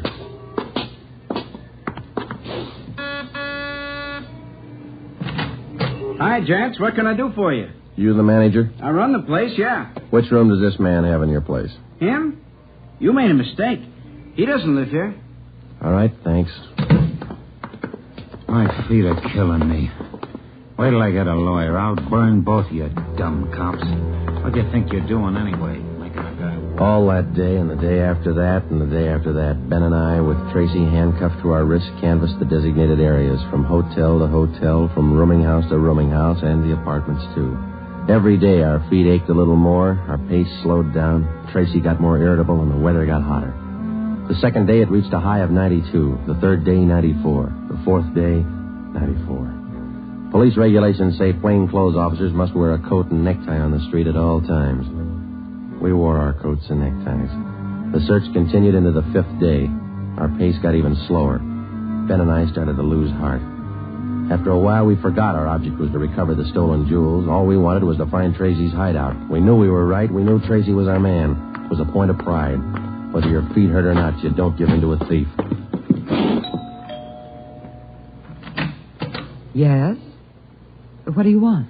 You the landlady here? I am. Which apartment does this man have in the building? Well, none of them. He's not one of my tenants. Thank you, ma'am. Come on, Tracy. By the sixth day, all three of us had special pads in our shoes. Our feet ached worse than ever. Tracy let us know about his every 3 minutes. By late afternoon of the sixth day, we'd covered more than half of the designated area. The temperature was 95. You guys gonna go on forever? I'm sweating like a horse. I'm getting tired of your moaning. That looks like the manager behind the desk. Yes, sir? You the manager? Yes, sir. What can I do for you? Can you tell us which room this man has in the hotel? Him? Mm-hmm. He doesn't live here. Hey, you fellas look awfully warm. Like to cool off in the lobby? We're air-conditioned. No, thanks. I'm hungry. When do we eat? You're always hungry. You got the biggest mouth on a cop I ever saw. Oh, all right, man. Yeah. I'm hungry. I want to eat. Now. Wait till I give this story to the papers. Mistreating innocent guys. They'll break you. All right. Come on, up the stairs. I'm going to get a lawyer tonight. I'll show you. Yes? Why, Mr. Baker, where have you been? We questioned the landlady, a Miss Elizabeth Hunter. She told us that Baker, alias Tracy, had rented an apartment from her about 2 months before. That's all the information she could give us. Tracy clammed up. He would admit nothing. We asked Miss Hunter to accompany us as a witness. We took the elevator up to Tracy's apartment on the 6th floor. Miss Hunter, Tracy, Ben, and I. Down this way. Here. Do you want me to open it? Please, Miss Hunter. What? There's a girl. Walter? What is it, Walter? I told you to get out of town if I didn't come back. I didn't want to leave. I didn't want to leave without you. I thought you slept in the park. Take a jump. Where's the stuff hidden? All right, Ben, handcuff him to a chair. The girl behind him. We'll find the stuff ourselves. All right, Tracy. All right, you're next. I haven't done anything either, so you can't prove it. Billy, shut up. That's better. No talking between you two. If there is, we'll separate you. All right, Ben, you take the living room here. I'll try the kitchen. And get a window open. It's hot in here. All right. Sergeant, you will be careful of the furniture. Yes, ma'am. I had no idea. You, Mr. Baker, of all people. Don't talk to him, please, ma'am. Oh, yes. Tin cop. Why don't you spell? Ben, look. It's only the beginning. He's got the stuff scattered 7 ways for Sunday. We're going to need help. In the milk bottle? Yeah, 2 rings, 3 loose diamonds, and this bottle of mayonnaise. We found some kind of a brooch in it. A couple of watches taped to the underside of the kitchen sink. All right, you. Convinced? Okay, Ben. Call Backstrand.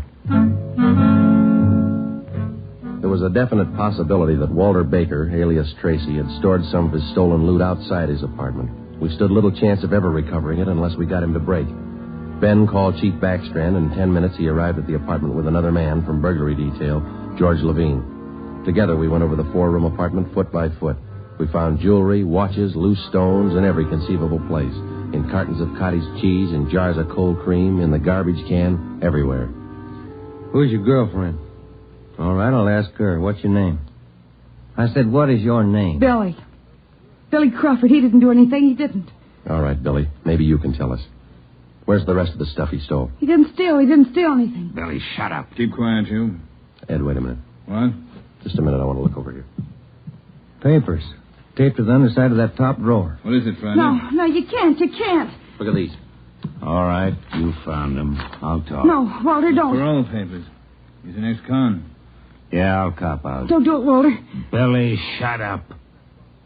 Dumb dame. The rest of the stuff, where is it? On the roof. Inside the ventilator, the one near the front, you'll find a couple of paper bags. That's it. Levine? Got it, Chief. I'll check it. Your papers say you did time in Oregon. What for? Fell for robbery. Did 5. I owe him 7. What about the girl? Walter, I'm going with you. Her? I don't know. You figure it. All right, Friday. Romero, take the girl to Lincoln Heights and book her. We'll take him. Right, Ed. Come on, Ben. No, Walter, I want to go with you. I'm sorry, ma'am. This way out. All right, easy, lady. No, wait a minute. Just a minute. Walter? You're a dumb dame, Billy. So long. Walter. All right, come on, let's go. What's the matter? You feel all right? He lied. He said he loved me. He lied to me. Don't feel hurt, lady. He lied to everybody.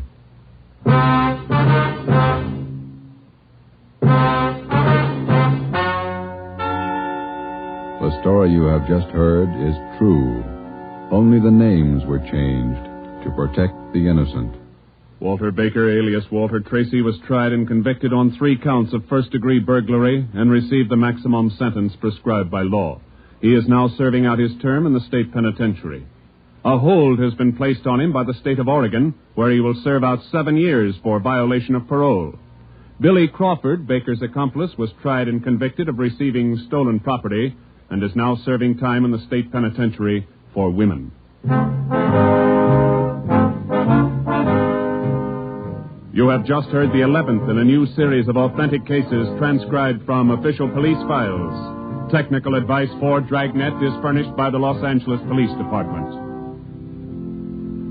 Tonight's program is dedicated to Warden Clarence A. Larkin of Folsom Prison, Sacramento, who, on the evening of September 24th, 1937, gave his life so that yours might be more secure.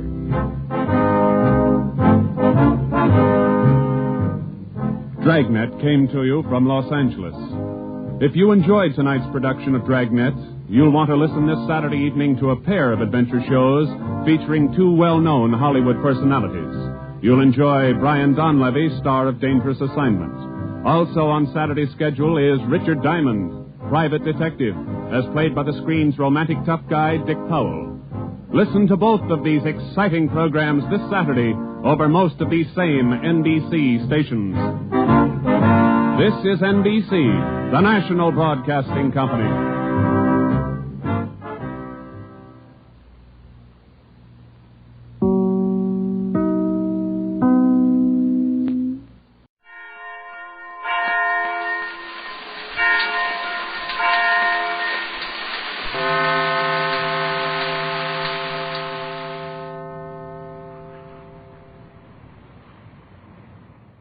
Ladies and gentlemen, the material and direct quotations included in the following program have been taken from authoritative files and from dispatches filed by the Associated Press and International News Service.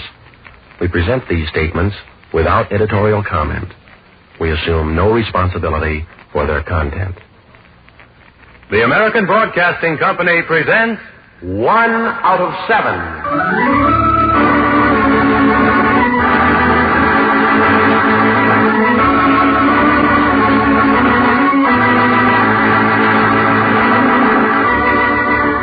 hours make a day, 7 days make 1 week. And from these past 7 days, the editors here in our San Francisco newsroom have chosen the one story which they have judged most worthy of retelling. This is 1 out of 7.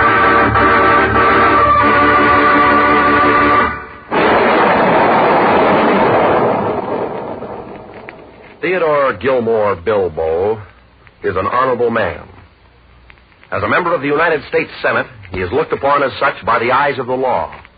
Perhaps he is looked upon as such by many or most of his constituents. Though his voice occasionally grate upon the nerves, and his views often confound the innocent, the fact remains, as a member of the Senate of the United States, Theodore Gilmore Bilbo is an honorable man, and we do not intend to prove otherwise. We merely wish to cite a few samples of his handiwork, and perhaps a supplementary side glance or two, just for the sake of contrast. Adjust your dials most carefully, citizens. Herewith presenting Senator Theodore Bilbo, picture number 1.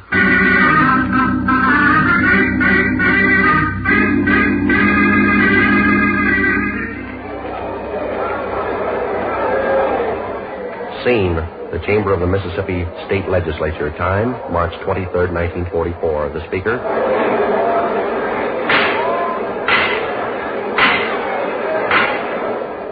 The chair recognizes our distinguished guest, the Honorable Theodore Bilbo, United States Senator from the state of Mississippi. Gentlemen, at this moment, I cannot urge you too strongly to continue the valiant fight to uphold our racial integrity. We must renew our faith and allegiance to the color line. For your information, I have found that certain Negro organizations are determined to secure passage of anti-poll tax measures.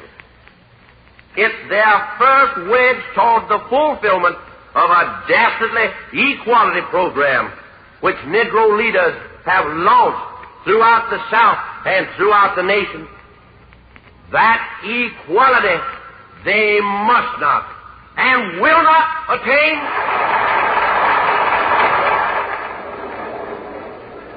After his stirring appeal to the legislature, Senator Bilbo informs a small group of friends in confidential tones.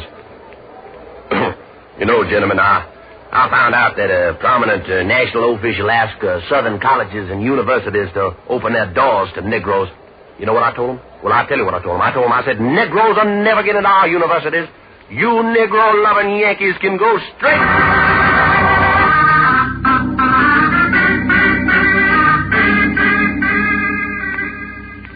As a member of the Senate of the United States, Theodore Bilbo is an honorable man.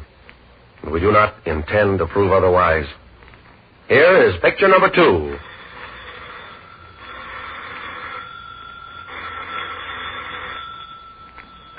Hello. Senator Bilbo speaking. Senator, this is Representative Mark Antonio of New York speaking. Yes. What do you want? Senator, I just got a letter from a lady who lives in my district. It seems that she wrote you that letter about your filibustering against the FEPC.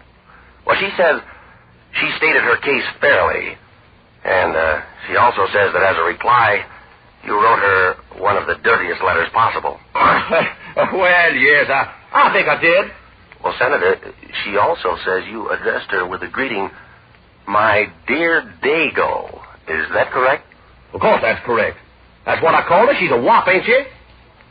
That lady's Italian, Senator. Yeah, that's what you mean. I just thought you'd like to know that the lady has 3 brothers in the Army in Europe. One of them has been killed in action already. You know, if you had a shred of decency in you, you'd apologize for that letter.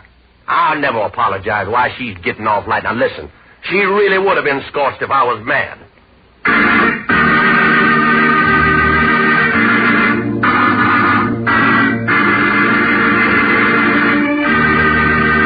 Theodore Bilbo is an honorable man. We do not intend to prove otherwise. Here is picture number 3.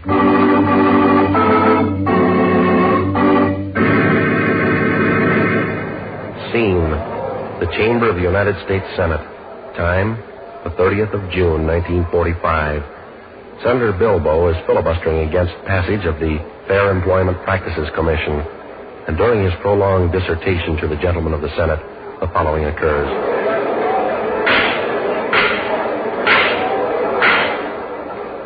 The senator from Mississippi may continue. Thank you.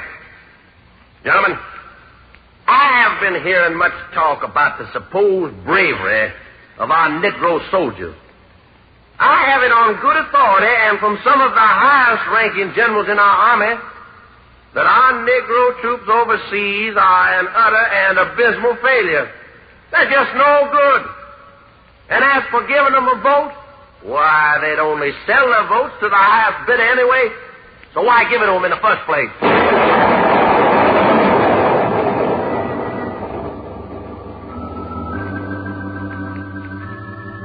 At the same moment, deep in the jungle of an embattled Pacific island, a Negro soldier pens a note back home to his family.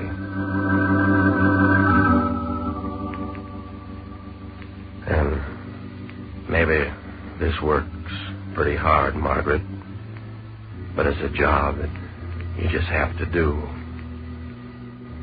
It's been 3 days now, got no sleep. Their bombers are still paying us visits. And it still doesn't look like the war's going to be over soon. But we have to keep on. Just keep on. I know. I just know everything's going to turn out all right.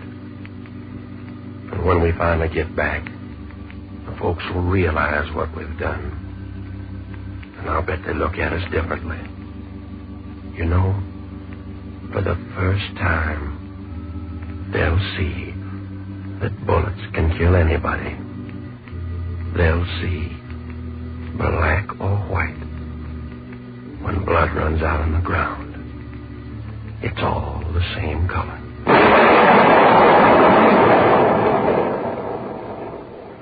That's what the Negro GI thought. But back in the chamber of the United States Senate, Theodore Bilbo thought differently.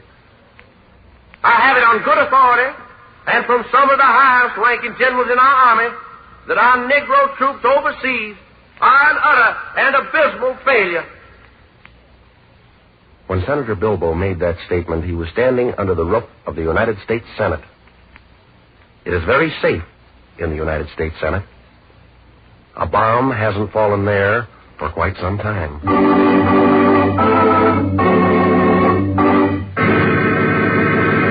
You must understand, please, this is merely a portrait, an interesting portrait, of a duly elected representative of the American people. For you see, Theodore Bilbo is an honorable man, and we do not wish or intend to prove otherwise. Here is picture number 4.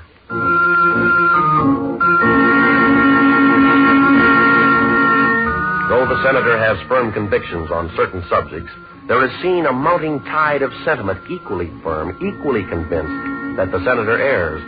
On the 10th of August, 1940. Senator Bilbo, it is the opinion of the Committee of Catholics for Human Rights that your conduct toward racial minorities is a chilling deterrent to worldwide belief that America is the symbol of democratic freedom and human rights.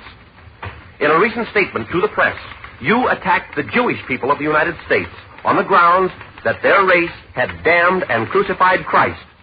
You used this highly metaphysical argument to damn, vilify, besmirch, and otherwise persecute the Jewish people in America to further your own political ends.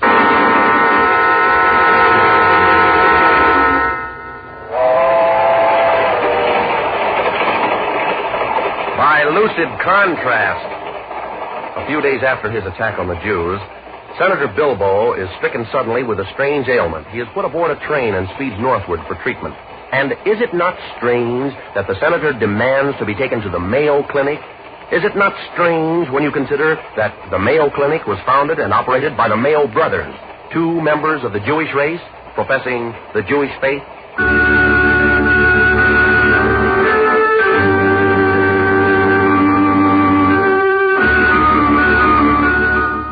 But obviously, the senator is not loath to take advantage of the skill of the Jewish race. In the end, the senator's critical operation is a success, and in a few weeks he returns to the floor of the Senate with another plan for the American Negroes.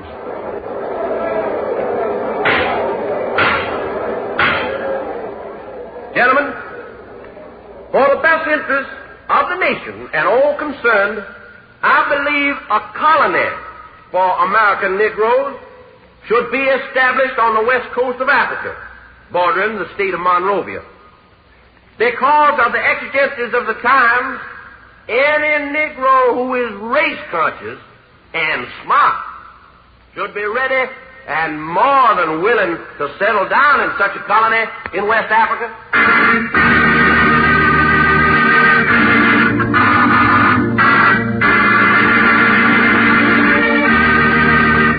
The very same day in the halls of the Senate, hallowed by the figures of men the likes of Lincoln and Jefferson, Theodore Bilbo, as a representative of the American people, had this to say: I cannot vote for the appointment of Mrs. Franklin Roosevelt as delegate to the United Nations Organization for the United States. No.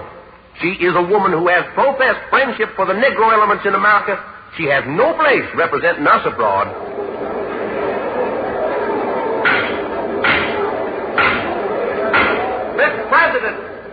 Mr. President, the chair recognizes the senator from Idaho. Mr. President, I should like to congratulate the senator from Mississippi. He doesn't know it, but he's just paid a splendid compliment to Mrs. Roosevelt by voting against her. Mr. President, gentlemen, please, I'd like to add one more note. A word of warning to our senator from the South. It isn't going to be long now, Senator, before the people of Mississippi see the light and knock you out of office on that part of your anatomy where your few brains are undoubtedly located.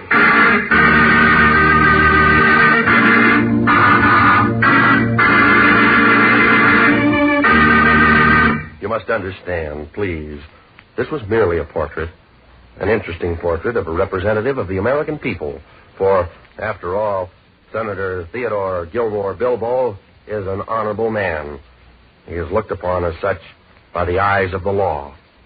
He is an honorable man. We did not intend to prove otherwise.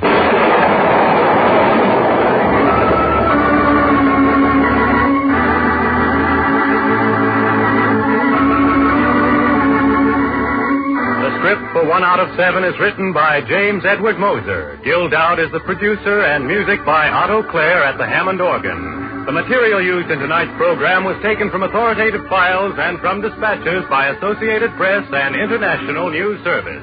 Listen next week, same time, same station, for 1 out of 7. This is ABC, the American Broadcasting.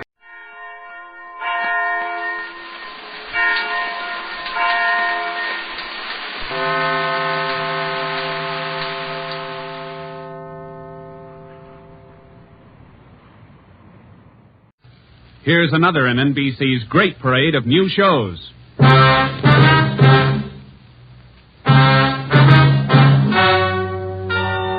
Ladies and gentlemen, the story you are about to hear is true. Only the names have been changed to protect the innocent.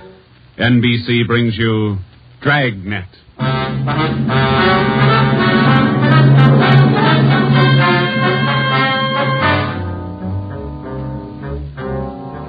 You're a detective sergeant. You're assigned to robbery detail. An armed gang of blitz bandits has started to work in your city. Their pace is fast, 4 and 5 robberies each night. The criminals are not amateurs. They're well armed, dangerous. Your job, get them. Dragnet, the documented drama of an actual crime, investigated and solved by the men who unrelentingly stand watch on the security of your home, your family, and your life. For the next 30 minutes, in cooperation with the Los Angeles Police Department, you will travel step by step on the side of the law through an actual case from official police files. From beginning to end, from crime to punishment, Dragnet is the story of your police force in action. was Thursday, October 23rd. It was windy in Los Angeles. We were working a day watch out of robbery. My partner's Ben Romero. The boss is Ed Backstrand, chief of detectives. My name's Friday. I was on my way back from the statistician's office, and it was 11:42 a.m. when I got to room 27A. Robbery detail. How'd it work out, Joe? Any good prospects? I don't know how good they are, but I got a handful. How many did you get? Well, let me see. 15, 18, 22. Ethel down in the stats office ran them on the IBM for me. There they are. Let's see. It's a gang of 3 men working on foot. Blitz robberies. They only take cash. M.O. is tie-ups. Work from 8 to 10 at night. One of the gang's tall, the other 2 short. And these are the men the machine sorted out? Under that heading, yeah. If our information's wrong, then so's the machine. Got a good bunch of candidates here. Descriptions match up with what we got. They seem to. Check the names on that list, Ben. Some of the smartest thieves in the country. Yeah. Tommy Willis, Ray Grappa, Kemp Satelli, Manny Roberts, George Cross, Mario Koski. Reads like June graduation at San Quentin. Yeah. George Cross and Tommy Willis are in town. We know that. And Koski, he's around a couple of weeks ago. And what about the rest? It's a big field. Have to check them out, I guess. Might as well start at the beginning. Did you go through the overnight reports yet? Yeah. No restaurants, no liquor stores. That makes 5 days the gang's laid off. Well, they can afford to, can't they? 18 robberies in 24 days, that's a pretty good haul. This stop-and-go strategy of theirs, Joe, it's got me. Yeah. They work hard for a week in one area, and then they lay low. If they just keep going, we might have a better try at them. Hey, Joe. Yeah, Chandler. Fellow out there to see you, Joe. Name's Decker. Decker. Henry Decker? Didn't say. Want to see him? Yeah, send him in. Right. All right, Mr. Decker, this way. How are you, Joe? You're looking good. Oh, Hank Decker. How are you? I'm fine. Oh, what are you waiting for? Applause? Come on in and shut the door. Hank, this is my partner, Ben Romero. Ben, Hank Decker. All right, Hank. How are you, Ben? Hank and I were in service together. Yeah, I just dropped in for a visit, Joe. Are you busy? No more than usual. Sit down. Thanks. I remembered you telling me you were on the PD, so I figured I'd drop around and get an inside track. How do you mean? I just filed with civil service to take the exam next month. Figure I'd like to work at being a cop. He's shell-shocked, Joe. Great pep talk you boys hand out. You sure you want to be a cop? Oh, look, I'm 30 years old, Joe. I'm married, high school education, about a year of junior college. What's your wife think? She's not sold. Well, that's why I dropped in. How about coming out to the house for dinner tonight? You want me to sell her? Just talk to her. 7 okay? Yeah, 7's okay. I'm glad to have met you, Ben. Same here, Decker. See you again. Bye. Bye, Joe. See you tonight, Hank. Well, what do you think, Ben? Ought to make a good cop. We had a list of 22 possible suspects. By 5 o'clock, Ben and I had checked out 2 of them who might possibly have had a hand in the blitz robberies of the 18 liquor stores and restaurants in the past 24 days. Number 1 man was Thomas Willis, Caucasian, age 29, 5 feet 11 inches, 175 pounds, dark hair, blue eyes. Number 2 man was Mario Koski, Caucasian, 5 feet 6 inches, 170 pounds, dark hair, dark eyes, large scar under his chin, running across his throat, up to and behind his left ear. According to our informants, and after questioning some of their associates, either Willis or Koski or both could have taken part in the blitz holdups. We showed their mugs to the victims, but none of them could give us definite assurance that either Willis or Koski were in the holdup gang. At 7 that night, I went out to Hank Decker's house for supper. Met his wife, Linda, his 4-year-old twin boys. We talked about the Army, played with the kids for a while. Before we sat down to eat, we put the boys in bed. Hank was in the kitchen carving the roast. His wife closed the door to the kids' room, and we started downstairs for the kitchen. What do you think of our 2 atom bombs? They're fine kids, Miss Decker. Hank told me that you were worried about him wanting to join the force. I was 12 years old when my father was shot down. He was a policeman in Des Moines. He was only 37 when he died. I wouldn't know what to do if anything like that happened to Hank. What do you want me to say? But does Hank really want it? Can't you talk him out of it? You're his wife. Can you? No, I think it's his choice, Miss Decker. He's going to have to make up his own mind. I'm sorry. If it's what Hank wants, I guess I worry too much. A lot of women marry cops. They have, and they will, and they all worry. Hank will be all right. Will you guarantee it, Joe?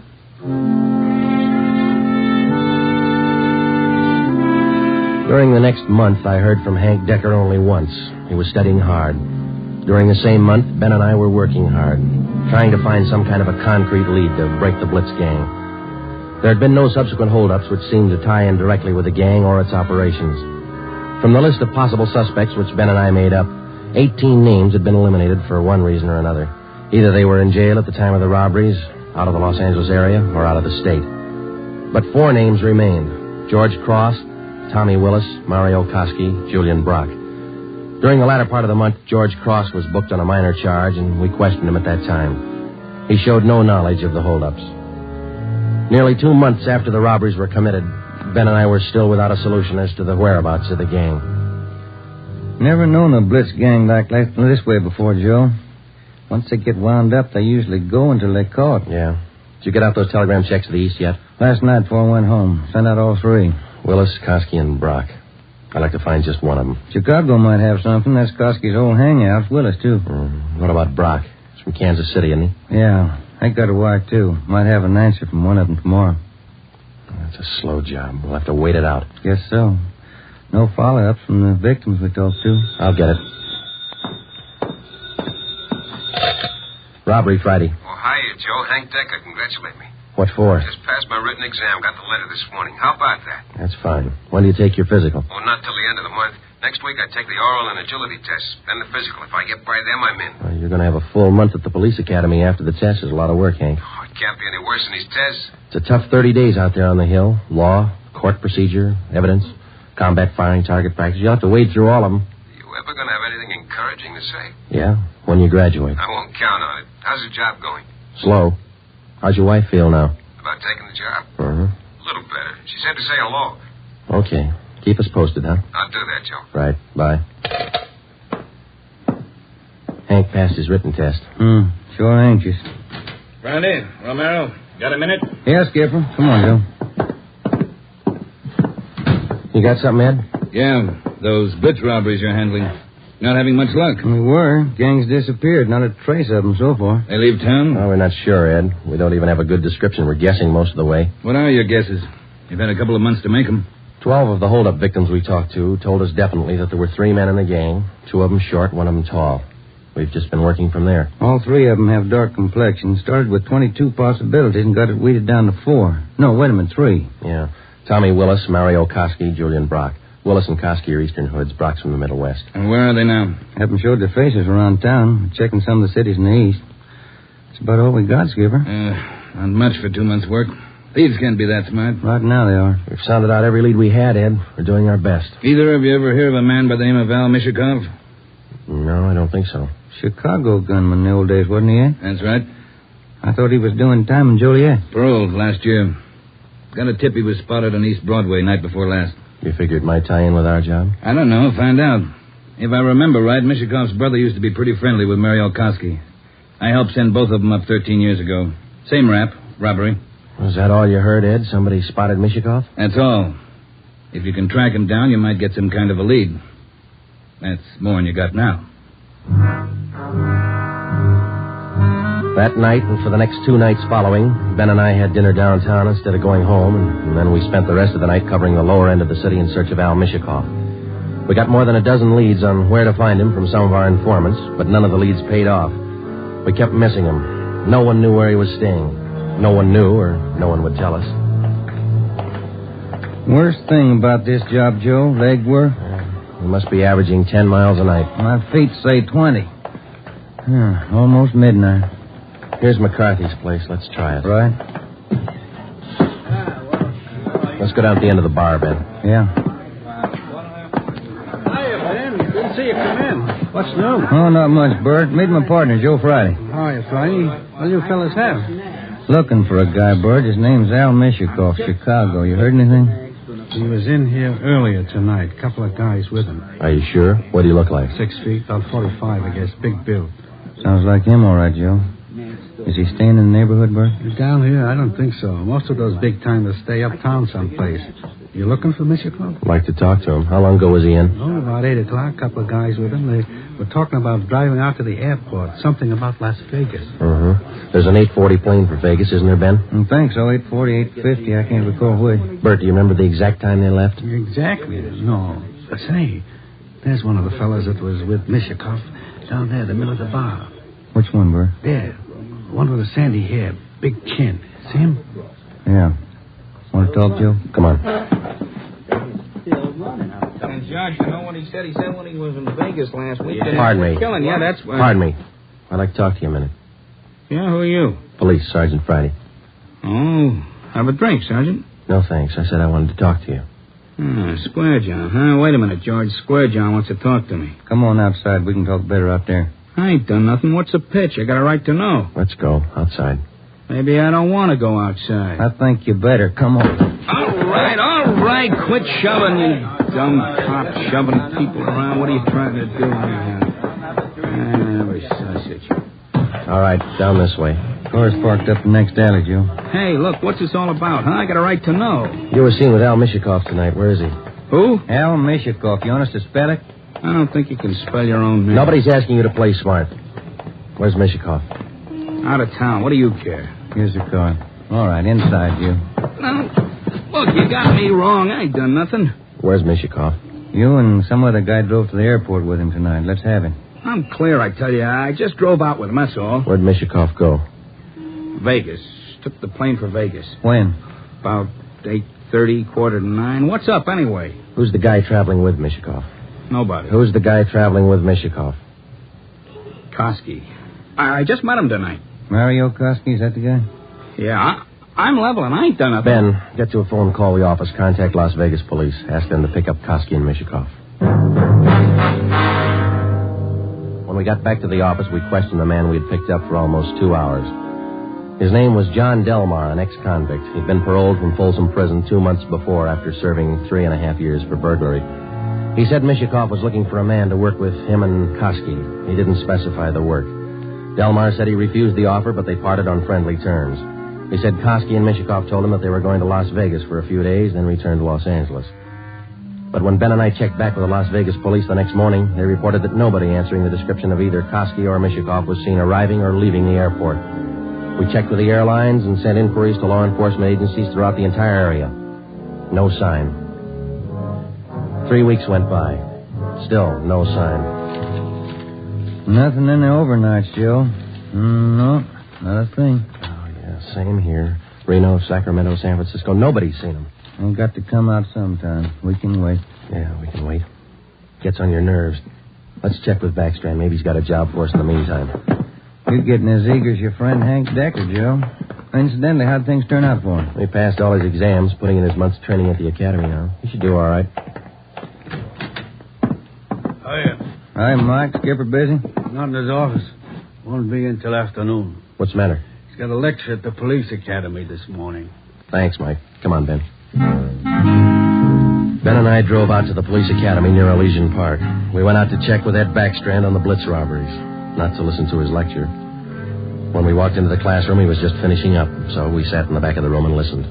It was a pretty good speech. Because of the alertness of the arresting officer, his talent for memorizing detail, and his knowledge of how a criminal acts under a given set of circumstances, the arrest was made. Well, that's about it, gentlemen. Thank you for your attention. Now, when I ran this speech over at home, my wife said it wasn't a very good talk, but at least it came out on time. Now it seems I'm 2 minutes short, so I guess I failed on both counts. If I may, I'd like to use the few minutes that are left to tell you what I think of being a cop after 24 years. For one reason or other, you men have chosen the career of a police officer. Well, let me tell you right now, without any qualifications, it's a thankless job. Maybe you can't see it now. Maybe you think I'm exaggerating. But when you graduate next week and get that uniform on, your whole lives are going to change. You're going to lose friends, a lot of them. They'll want parking tickets fixed, some other favors. You'll have to turn them down, so you'll be a heel, a fathead. When you're on the beach, you're going to meet the cream of society and the scum, the lowest. Sometimes you won't be able to tell the difference. Some of you will have to work with thugs, two-bit gangsters, dope addicts, cheap women. All the human garbage you can find in a big city. You'll come home at night and take a shower to wash off the dirt, but you still won't feel clean. That's the job. When you buy a box of candy and bring it home for your anniversary, the neighbors will say you chiseled it. When you save up a few dollars and buy a new car or some furniture for the house, it's graft. People are going to want favors. They'll offer you things, a free beer or a new dress for your wife. If you take it, you're a chiseler. If you don't, you're a tough cop.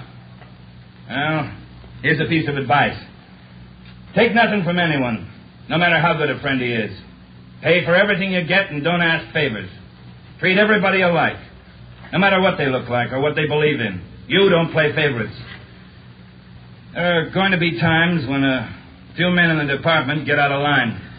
The newspapers will play it up because it makes good reading, and the average John public will love it. Because that's the only way he can pay you back for that traffic ticket you gave him.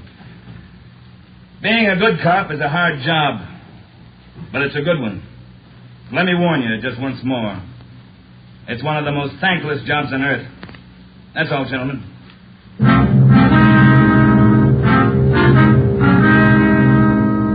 The following week, Hank Decker graduated from the police academy and hit the transfer list for a regular assignment. He drew a job of teaching combat firing and boxing at the academy. He didn't like it, so he put in a request for a transfer and waited. For the next 6 weeks, Ben and I waited, too, for some sign of the Blitz bandits. There wasn't any. The only possible suspects, Mario Koski and Al Mishikoff, had disappeared completely. We kept a close check on every possible avenue of information. Still, no sign. Ben and I were transferred to the night watch on robbery for a few weeks, and that gave Hank Decker a chance to drop in and visit with us a couple of hours when he went off duty at the academy. He was still as eager as ever. Hi, Ben. Joe, anything new? Hi, Hank. Nothing here. What about the academy? Oh, big news. What's up? Getting a transfer starting next Monday. Going to start on a beat. Thought you were all tied up with that boys' club you started out there. Oh, I was, but Hanson's going to take over when I leave. The kids sure love it. Free swimming in the pool, boxing lessons. We teach them everything. Where's your beat going to be, huh? Central, right in the downtown district. Might learn something, huh? You'll learn a lot if you want to forget most of it. Look, it's 7:15. Don't you ever go home for dinner, Hank? Oh, getting the wife used to it. This new shift's going to be night work, you know.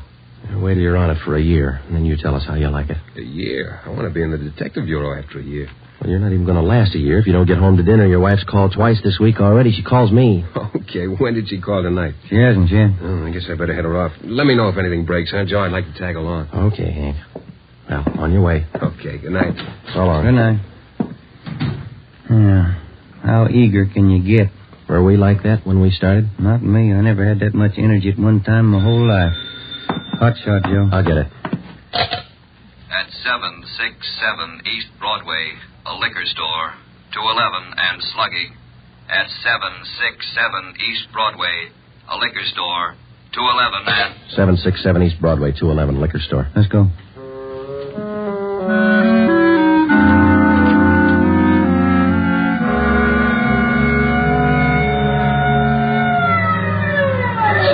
East Broadway, King's Liquor Store. We pushed our way through the small crowd outside the door and into the shop. 2 patrolmen in uniform were already interviewing the proprietor. He had 2 large gashes on his head just above the right temple. He was trembling and badly shaken, but he managed to give us a good description of the hold-up men. Yeah, I can tell you what they look like. 3 of them. One short, one tall, husky, another short, fat. You remember what they were wearing? Coats. All 3, dark coats. One of the short men, he had a big scar here on the throat, like this. After the 3 men robbed the store, they slugged me and tied me up. Turner, this man's hurt. You call an ambulance? On the way, Sergeant. That's fine. We have just one more question, Mr. King. Here's a handful of pictures. We'd like you to tell us if any one of these men were in the gang that held you up tonight. Let me look. There you are. Take your time. No, not him. No. Oh, this one.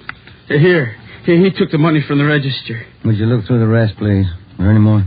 Let me see again. No. Oh, here. Another one. The fat one with the scar. This is him. I think he's the one that slugged me. Thanks, Mr. King. Here's our card. We'll be contacting you later. Turner, will you and your partner take the crime report? We've got some checking to do. Right, Sergeant. Thanks. Come on, Ben. Yeah. Koski and Mishikoff. You picked out both of them, Joe. Yeah, we certainly did, didn't we?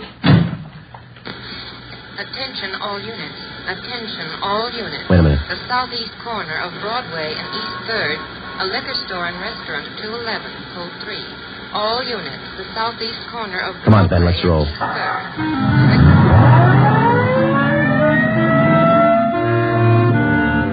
When we got to the liquor store and restaurant at Broadway and East 3rd, Ben and I knew for certain that Koski and Mishikoff were back in the city and working hard. Their M.O. matched down to almost the smallest detail. We put a call through to communications, and the entire Central Division was alerted. Then we called Chief Backstrand and told him the news. He assigned a special detail from the Metropolitan Unit to patrol the area until further notice. But at 9:23 p.m., before they pulled out of the police garage, the Blitz bandits added 2 more liquor stores and 1 more restaurant to their list of victims. Early the next morning, Ben and I met with Chief Backstrand in his office. You got a make on that third man yet? We ran his description through R&I early this morning, Ed. Closest candidate's a guy by the name of Julian Brock. Done time here in New York. Any tie-up with Koski or Mishikoff? Mama Sheet says he knows Koski pretty well. And that's good enough. Now, how do you think you're going to get these thieves? We've got the alert out, Chief. Special detail from Metropolitan Division's been briefed. Communications all set. All right, here's a tip for you. Tell the men if there's a hold-up call that only the car in the area of the hold-up will handle it. These thieves are no amateurs. They may try some decoy trick. Tell the men to stay in the area they're assigned to until they receive a call. Check? We'll take care of it, Ed. You going to be on hand tonight? And when do you figure on starting? We'll have the full detail out for 6:30. Play it safe and start at 4. Why chance missing them?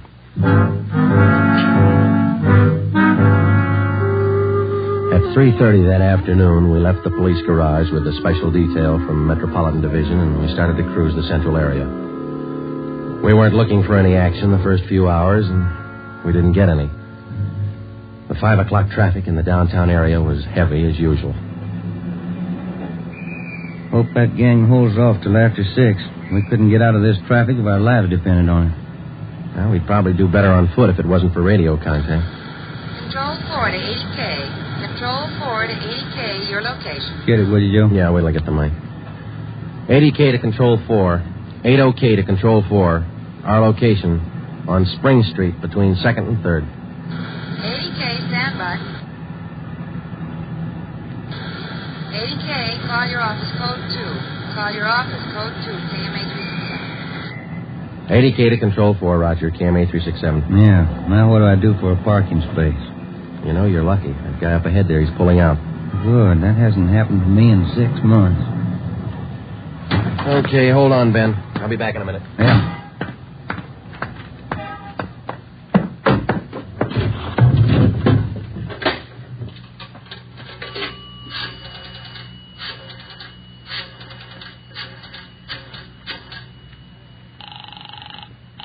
City Hall.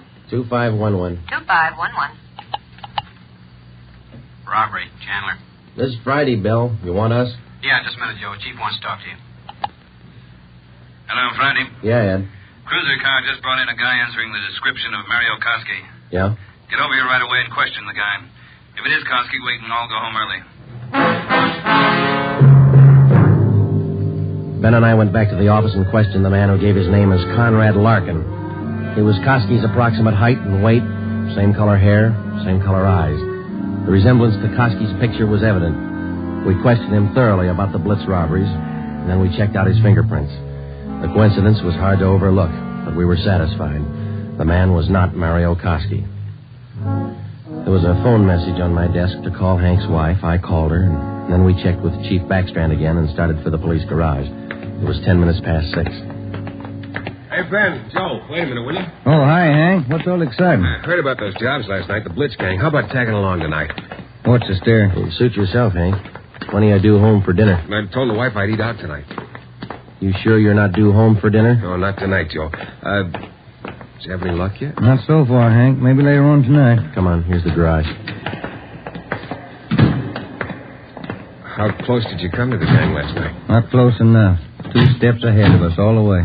They sure must work fast. 5 jobs in a row. All right, Hank, let's don't rub it in, huh? Hey, Ben, watch it, will you? Yeah. Woman driver. How about it, Joe? You think I can make the outfit? You can talk to Ed Backstrand. He might get you a transfer after a while. Yeah, I might try it. Joe, Look across the street. There's a guy coming out of the bar. Where? In front of the bar. He's standing there. Guy in the dark coat, you see? Yeah. 2 other guys behind him. Who is it? I can't be sure. Ben, you better pull up. Husky. Looks just like his picture. All right. Come on. All right, hold it, mister. We want to talk to you. Run for it, Al. Cover. Watch it, Joe. Hank, get down. Get down. 2 of them down, Ben. Other one went up alley. Let's go. Did they get Hank? Yeah. All right, hold it right here. All right, Kosky. Throw out your gun and come out with your hands up. All right, let's return the fire. Come on.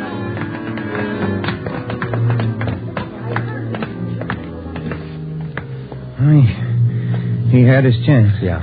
Grab his gun. Let's get back to Hank. Did you get the guns from the other 2? Yeah, they're dead. Hank got them both. All right, one side, please. Officer, did you call an ambulance? Yeah, they're on their way. Come on, Ben. One side, please. Will you let us through? Hank, how you doing? That's a good job. Ben, will you get the crowd black? Give him some air. Would you just move back? Joe, All right, easy, Hank. They'll be here in a minute. Hank? Hank? How's it doing, Joe? Gone? Yeah. Come on.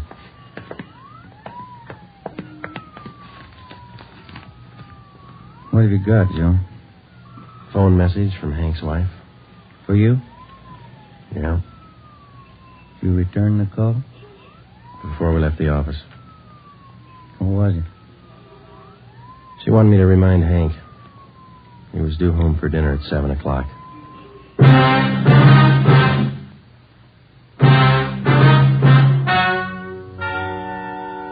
The story you have just heard is true. Only the names were changed to protect the innocent.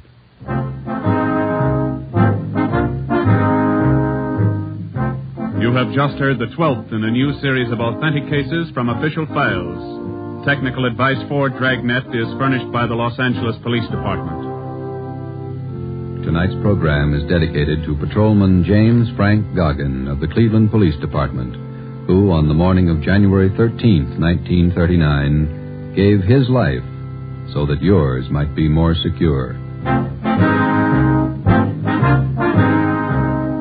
Dragnet came to you from Los Angeles. If you enjoyed tonight's production of Dragnet, you'll want to listen to Richard Diamond, private detective, as played by the screen's romantic tough guy, Dick Powell, heard Saturday on most of these NBC stations.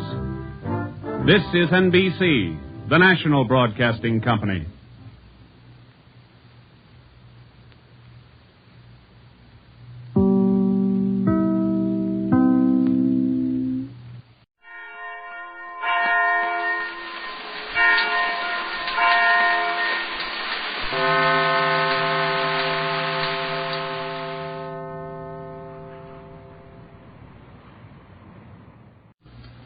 Here is another in NBC's great parade of new shows.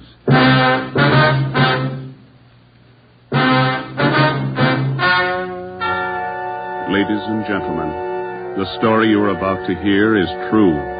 Only the names have been changed to protect the innocent. NBC brings you Dragnet.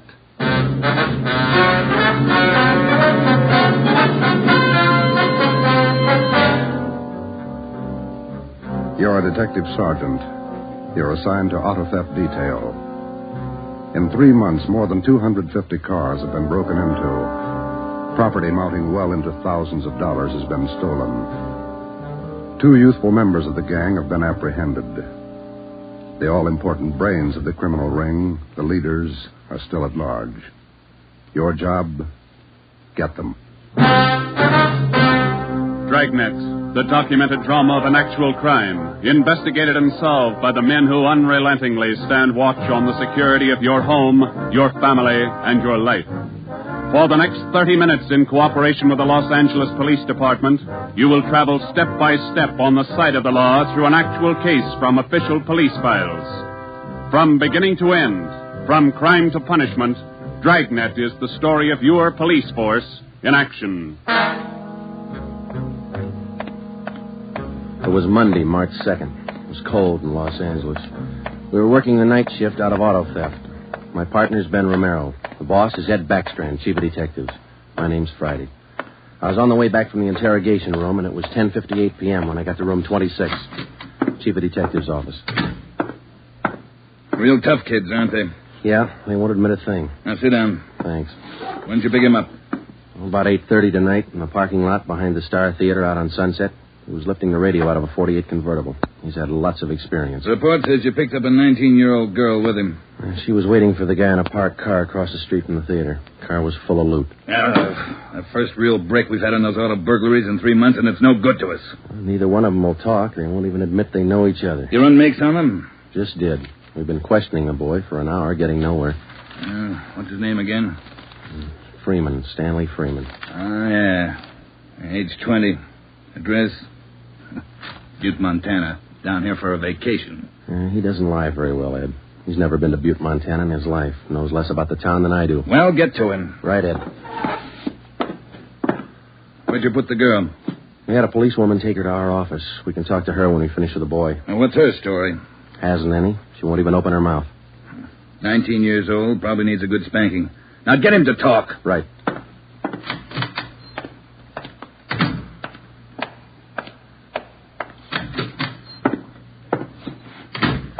Did you run a make, Joe? Yeah, he's clean. Get wise, huh, Flatfoot? Look, you're in a bad spot, son. That kind of talk isn't going to help. Says you. We caught you red-handed trying to steal a radio that didn't belong to you from a car it didn't belong to you. Is that right? That's enough to send you to San Quentin, boy. You better give us the story. Shut up. We got all the evidence we need for him. Maybe you don't realize how serious this is. We've had more than 250 car burglaries in this city in the past 3 months. Over $200,000 worth of property's been stolen. That's a lot of money. So what? So you're the number one suspect, young fella. Your method of operation in breaking into that car tonight is the same used in most of the other burglaries. That means you're not going to be tried just for this job tonight.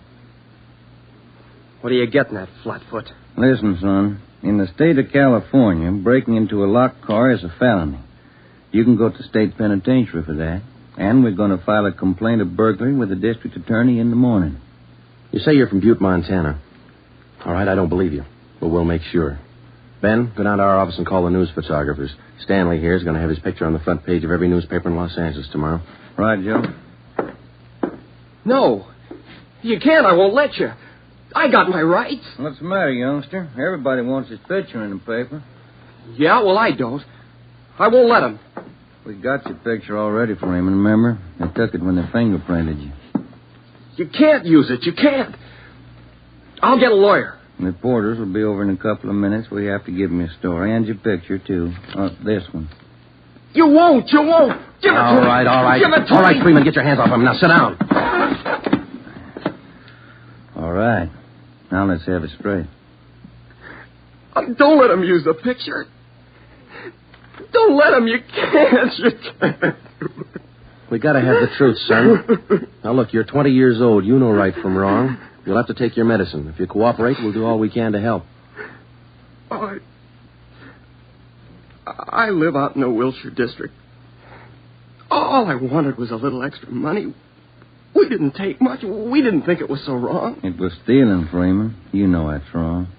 Where do you live out there? Piper Avenue. 821 Piper. You won't give him my picture. You live there with your family? Yeah, my mother. Father's dead. Promise me you won't give him the picture. My mother, she'd see it. Promise me. You're working with a gang on those auto burglaries. We know that. Now, who are they? Where are they? And what's the setup? I can't. They'd get me for it. Who'd get you?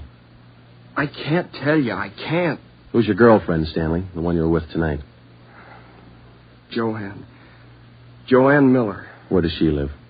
Piper Avenue, same as me. Lives on the same block, 866. Is that her home? She live there with her folks? Yeah. Mother and father. They work. And you got her into this. Isn't that the story she gave us, Ben? I did not. I didn't. It was her. She said a bunch of kids were doing it. It was quick money, something to do at night. She started it. All right, Romero. I'll go see the girl. You stay here with Freeman. All right, Joe. Just stay put in that chair for him.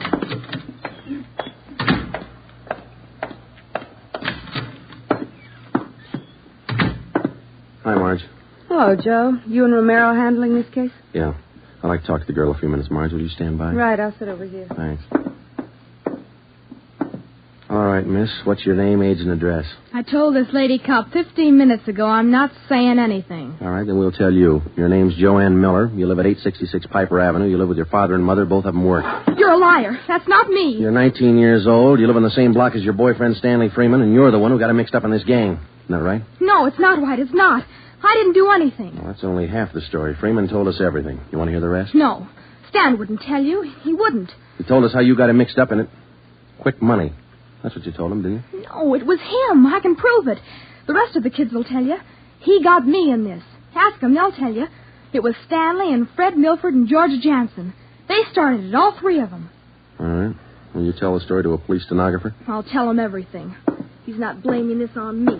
Marge, will you go get the stenographer? Right. Now, how many persons in this gang of yours? Oh, about 10 or 12. And it's not my gang either. He got me into this, and now he's trying to lie his way out, blaming me. How long you been doing this, burglarizing cars? Me? Oh, only about 2 weeks. It was supposed to be fun, something to do at night. The rest of them been at it a couple of months. Who's the head of the gang? I told you, it's him, Stanley, and Fred Milford and Jansen, all three. I only started going out with them 2 weeks ago, maybe less. All right, Joanne. Tell it to the stenographer the same way. Stenographer will be in a minute, Joe. Okay, Marge, thanks. Stay with it. Right, Joe.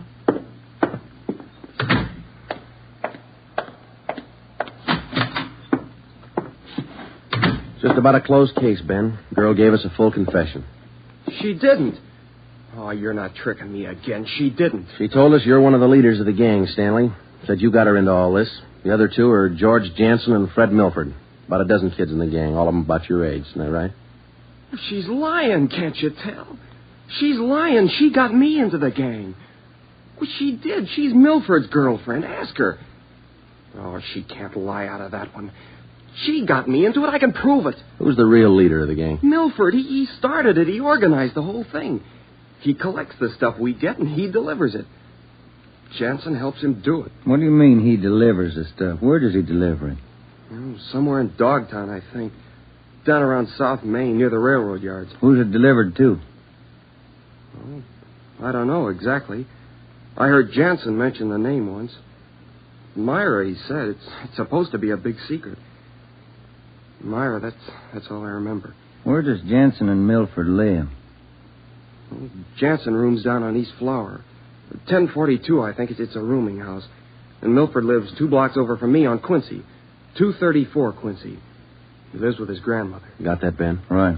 All right, let's pick up Milford and Jansen. It was 10 minutes past 1 when Ben and I returned to headquarters with George Jansen and Fred Milford in our custody.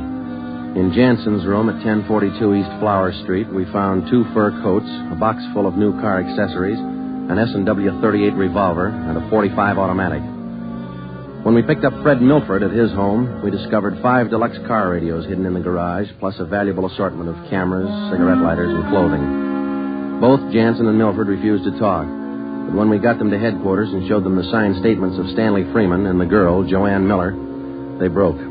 Milford, where else did you and your gang operate besides the Wilshire district? No place, only out there, that's all. Same type of car burglaries have been committed all over the city. You telling us your gang didn't have a hand in them? It's the truth. Our territory was Wilshire district. We didn't go outside. You mean some other gang's responsible? I don't know. All I know is we didn't have any part of them. Is there another gang, Milford? Maybe. I don't know.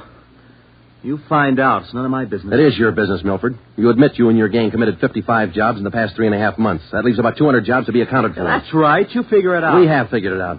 I think you and your gang of young thieves pulled every one of those 250 jobs. There isn't any other gang. That's the story the district attorney's going to get. You're crazy. There is. I know there is. Then give us the information to save yourself a lot of trouble. Well, we're not the only ones. That's all I know. Milford, do you know how many years you get for auto burglary? I told you, we're not the only ones. There must be a couple of others besides us.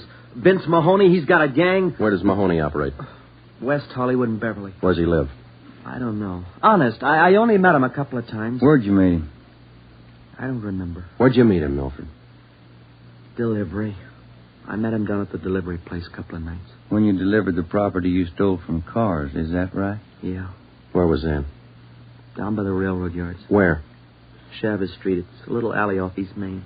Who'd you deliver the stuff to? I told you her name's Myra. That's all I know. We meet her and some guy on Tuesday nights. We give them the stuff and they pay us off. Mahoney delivers the same night I do. Do you meet her every Tuesday night? Yeah. You're going to meet her this Tuesday, tomorrow night? I don't know. I guess so. Same place? Yeah. Are you the only one she deals with? Sometimes Joanne. Me or Joanne. I know what you're thinking. You want to use me to trap Myra. Well, what's it worth? You know better than that. How about it, Milford? Oh, what else can I do? Give me another cigarette. By 3:30 that morning, the signed statements and confessions were piling up fast. Milford gave us a list of the names and addresses of each member in his gang, and within an hour, they were all under questioning at headquarters. Most of the suspects, about one-third of them girls, ranged in age from 18 to 21. As they told their individual stories, the scope of the case grew until it covered most of the city. By late afternoon of the next day, Tuesday, March 3rd, 3 more gangs operating in Venice, Bel Air, and North Hollywood had been apprehended. They confessed to more than 175 burglaries from locked cars during the past 3.5 months. At 5 o'clock that afternoon, Ben and I met with Chief Backstrand in his office. How many admissions you have now? Over 50, Ed. Here are the gang leaders' statements. What's their story? Yeah, it's pretty much the same. They all say this woman Myra set up the operation. You mean she got the kids and put them to work burglarizing cars? Well, not exactly. She picked the leaders, contacted them in bars or on the street, asked them if they wanted to pick up some spare money getting auto parts for her. Then she didn't tell them to go out and burglarize cars? Well, not in so many words, Ed, no. After they brought in auto parts for a couple of weeks, she told them to bring her everything they could find, outside the car or inside. Those are the words she used. 5 of the kids dictated those words into their signed confession. Oh, that should hold in court. What else did you get on this woman? Oh, she taught them how to work, told them to wear gloves, all the angles. Well, we got most of the small fry. Now, where do we find this Myra woman? Any description on her? Yeah. Kids say she's about 33, 34. Good-looking redhead. 5'5", about 120, well-dressed. No description on the guy she runs with. You run a make on her yet? Yeah, no previous record. We've set up a stakeout for her tonight. 2 of the gang leaders have volunteered to go along, this Milford and Vince Mahoney. Good. Down on Chavez, where she usually meets them? Yeah, that's right. When? 11:15. That's the regular time for the meet, according to the kid. All right, I'll be at home. Call me. I don't want to miss out on this one. When Ben and I left Ed Backstrand's office, we went home for dinner and a few hours' sleep. At 9:30 p.m., we were back at the office. We met the men in the special detail which Backstrand had assigned for the stakeout that night. We briefed them on their duties, and then we got Fred Milford and Vince Mahoney out of their cells. To avoid any possible suspicion of the presence of a trap, we had Milford's permission to use his car in the stakeout. The car which he had said he had driven to the delivery meetings with the woman Myra at least a dozen times before.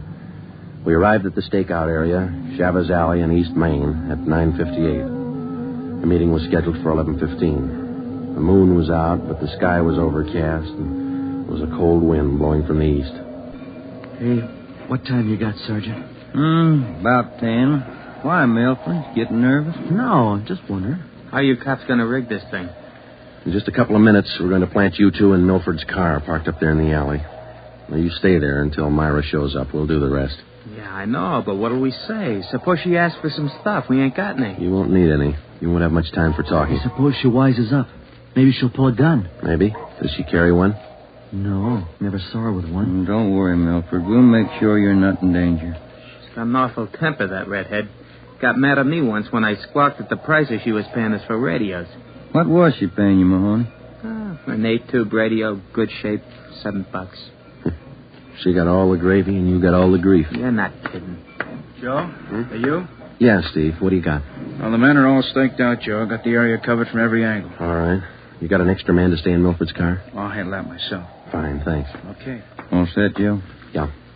Now, Milford and Mahoney, we're going to put you 2 in your car now. There's going to be an officer with you, so there's no need to be nervous or afraid. You just sit in the car and act natural.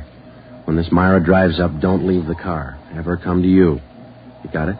Sure. Okay. All right, Joe, let's go.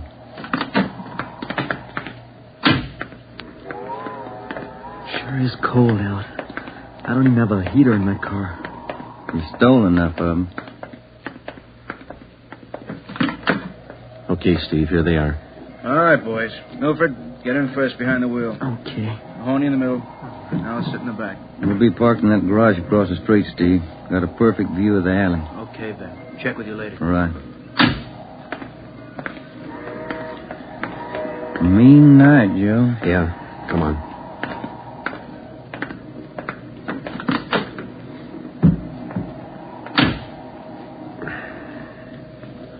It's cold here in the garage, isn't it? Yeah. It might be a long wait. What time you got? 6 minutes past 10. Thank you.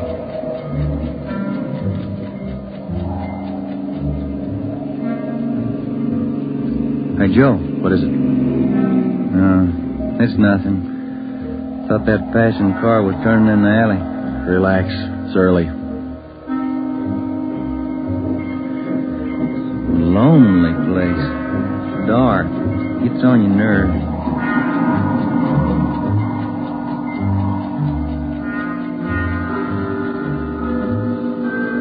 That's it, Ben. 11:30. Nothing yet. Somebody might have tipped her off. Yeah, that's what I was afraid of. Well, let's wait it out anyway. Joe, that blue coupe. Yeah, just turned in the alley. Let's go. Come on, run, Ben. Behind you. All right, wait, you fella. Quit your fighting. What'd you get, Steve? Here he is. Just drove up in the coupe. Got out and called Milford Mahoney by the first names. He's in on it. What about the girl? No sign. Kid was the only one in the car. All right. Tell them in the stakeout's offer tonight. Have him report back in. We'll take the kid with us. Okay. All right, young fellow, this way. What do you cops think you're doing? I ain't done nothing. Look, sport, we heard that from 54 different kids yesterday. We're tired of that line. Come on. When we got back to the office, we took the boy to the interrogation room and questioned him. He gave his name as Matthew Leiter, age 21. He wouldn't break until Vince Mahoney definitely identified him as a member of his car burglary gang and the special favorite of the red-headed woman they called Myra. Then Leiter copped out and told Ben and I that he had talked with Myra as late as 10 o'clock tonight. He told us that she had heard that the police had picked up some of the gang members, and she asked Leiter to drive down to the Chavez Alley meeting place. He was supposed to tell Milford and Mahoney that the weekly delivery date was off until further notice. We questioned Matthew Leiter for an hour and a half. You told us a little while ago that you talked with this woman, Myra, late tonight. Yeah. Where'd you talk to her? At her home? Her home? Don't be stupid. Nobody knows where she lives. I met her at a bar. Which bar? Julius. Out of Santa Monica. How did she contact you? Called me at home. She's not such a bad dame. She treats you right. Sure, that's why you're in jail. Did you ever call her on the phone? I don't know her number. None of the kids do. She's smart. She taught me all I know about the racket. You'll have a rough time getting her. Maybe, but we'll get her. Ben and I left the office at 2 a.m. and went home to bed. We reported in at 8 that morning to Ed Backstrand. The three of us went down the street to Koken's restaurant for a cup of coffee. Nobody was in a good mood. We had most or all the small fry in the citywide burglary ring, but it seemed we were still a long way from cracking the inner circle. The latter kid said that none of them knows where she lives, what her phone number is, nothing. Pass the sugar, Ed. I think we still have a few angles to study on that score. Right now, I've got some more bad news for you. What's that? You been through your mail this morning? No, not yet. We haven't had a chance. I saw the overnight reports. There were 32 car burglaries last night. 32. All the way from Wilmington to North Hollywood. How you figure it? I can't. This girl Myra must have an army of kids working for her. How much did they get, Ed? Any idea? Rough estimate about $3,000. Usual stuff people are foolish enough to leave in their cars. Watches, cameras, furs, expensive clothes. M.O.'s the same? And like the others. If the car happens to have a rigid handle lock, they slip a piece of pipe over the handle for a lever and break it. If that doesn't work, they pry open the wing window. Some of the windows were smashed out. Sounds like you're in an awful hurry, Joe. Yeah, maybe this Myra wants a few big nights before she peddles the stuff and gets out. If we're going to get her, we can't waste time. Any suspects picked up last night, Skipper? None. Well, where did they hit most of the car? Outside the Pan Pacific. The parking lot. Hockey game going on. Must have been 4,000 cars for them to pick over. They picked the best. As usual. Well, you better get on it. There's one way to handle it. What's that? She works fast.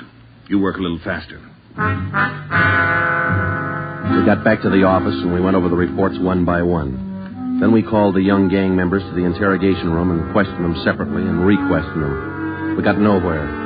Many of them had met Myra on the street, in a bar, but not one of them had any idea where she lived. At least that's what they told us.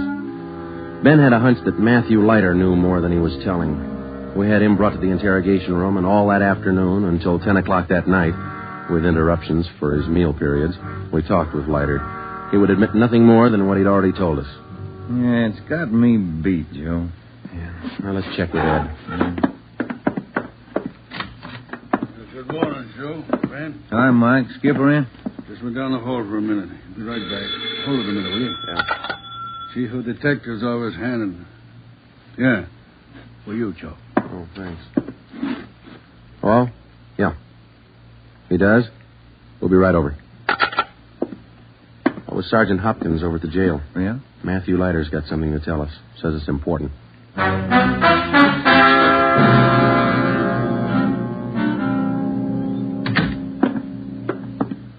Have a chair here, Leiter.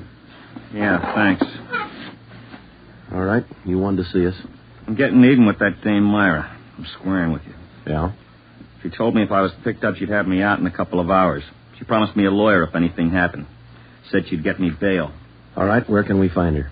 I don't know if she's there now, but you can find out at Francisco Motors. Big used car lot. Garage, too.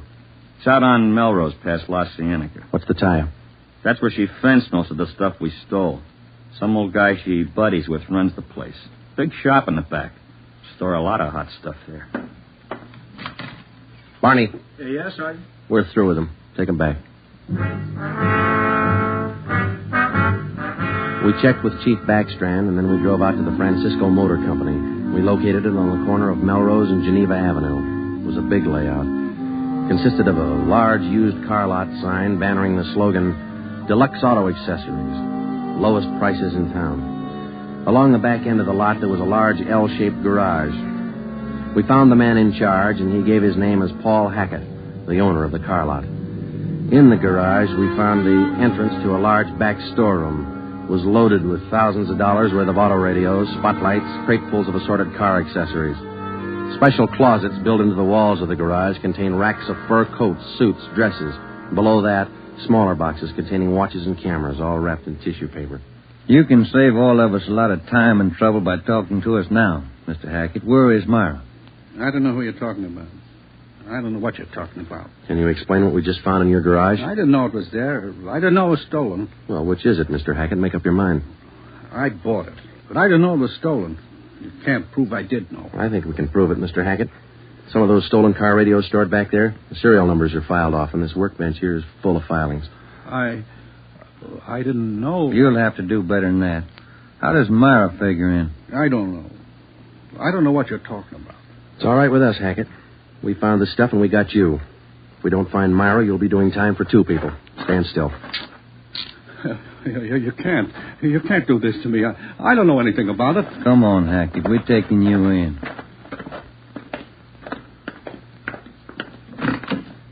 All right, get in the car.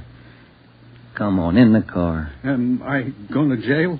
You're going to jail. All right. I'll take you to Myra. Hackett told us that Myra lived at 1345 Munich Drive in Beverly Hills. He said that he was Myra's husband.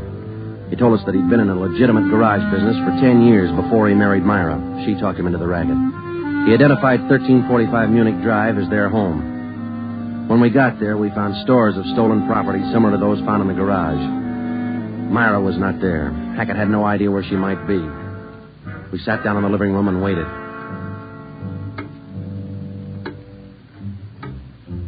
1 hour, 2 hours, 3 hours. After 5 hours of waiting, the monotony started to wear on everybody's nerves, especially Hackett's. The whole thing, it was her idea. I should have known, all hers. She did this to me. I won't take it alone. Where is she? You tell us, Hackett. Told you, I don't know. She couldn't have gone. She didn't know. I'm not going to take this alone. Quiet down. That you, Paul? Thought I heard you talking to some. Who's he? The police, Myra. The police. Your smart kids told them the whole story. What are you talking about, my smart kids? What are these cops All doing here in the right, that's enough. Get your dirty hands off me. Get away. Kid's right, Joe. She got it. Get away. Yeah. Who do you think you're... There, that ought to hold you for a while. All right, come on, you two. Let's go.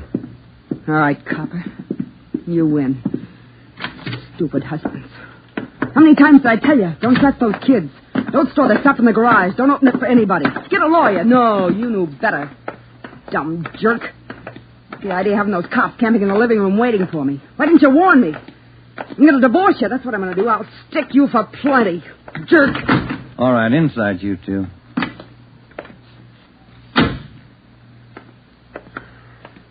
You got a smoke, Ben? Yeah. Here. Thanks. I was just thinking. What? Those kids were right.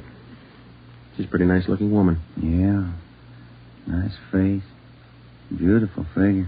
Mm-hmm. Sure talks a lot, though, doesn't she? Yeah. Hey, Joe, remind me to take home some flowers to my wife tonight, will you?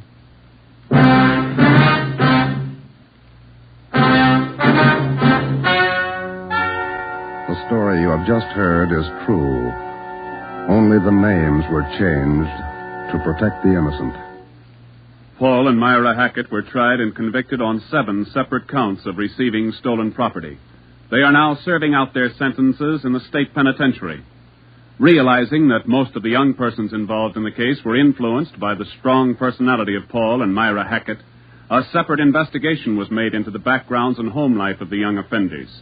In most cases, they were found to be basically good, and they were placed on probation and returned to their homes.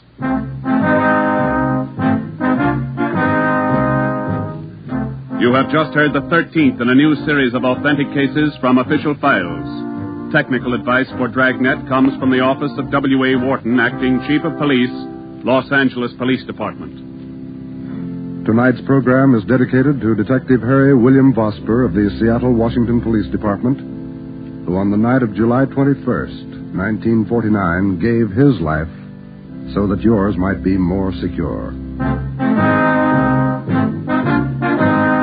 Dragnet came to you from Los Angeles. And now, an important announcement.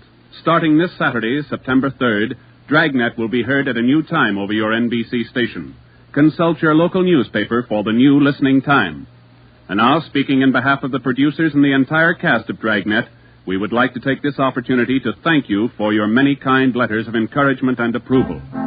Remember, next Saturday for Dragnet, this is NBC, the national broadcasting company.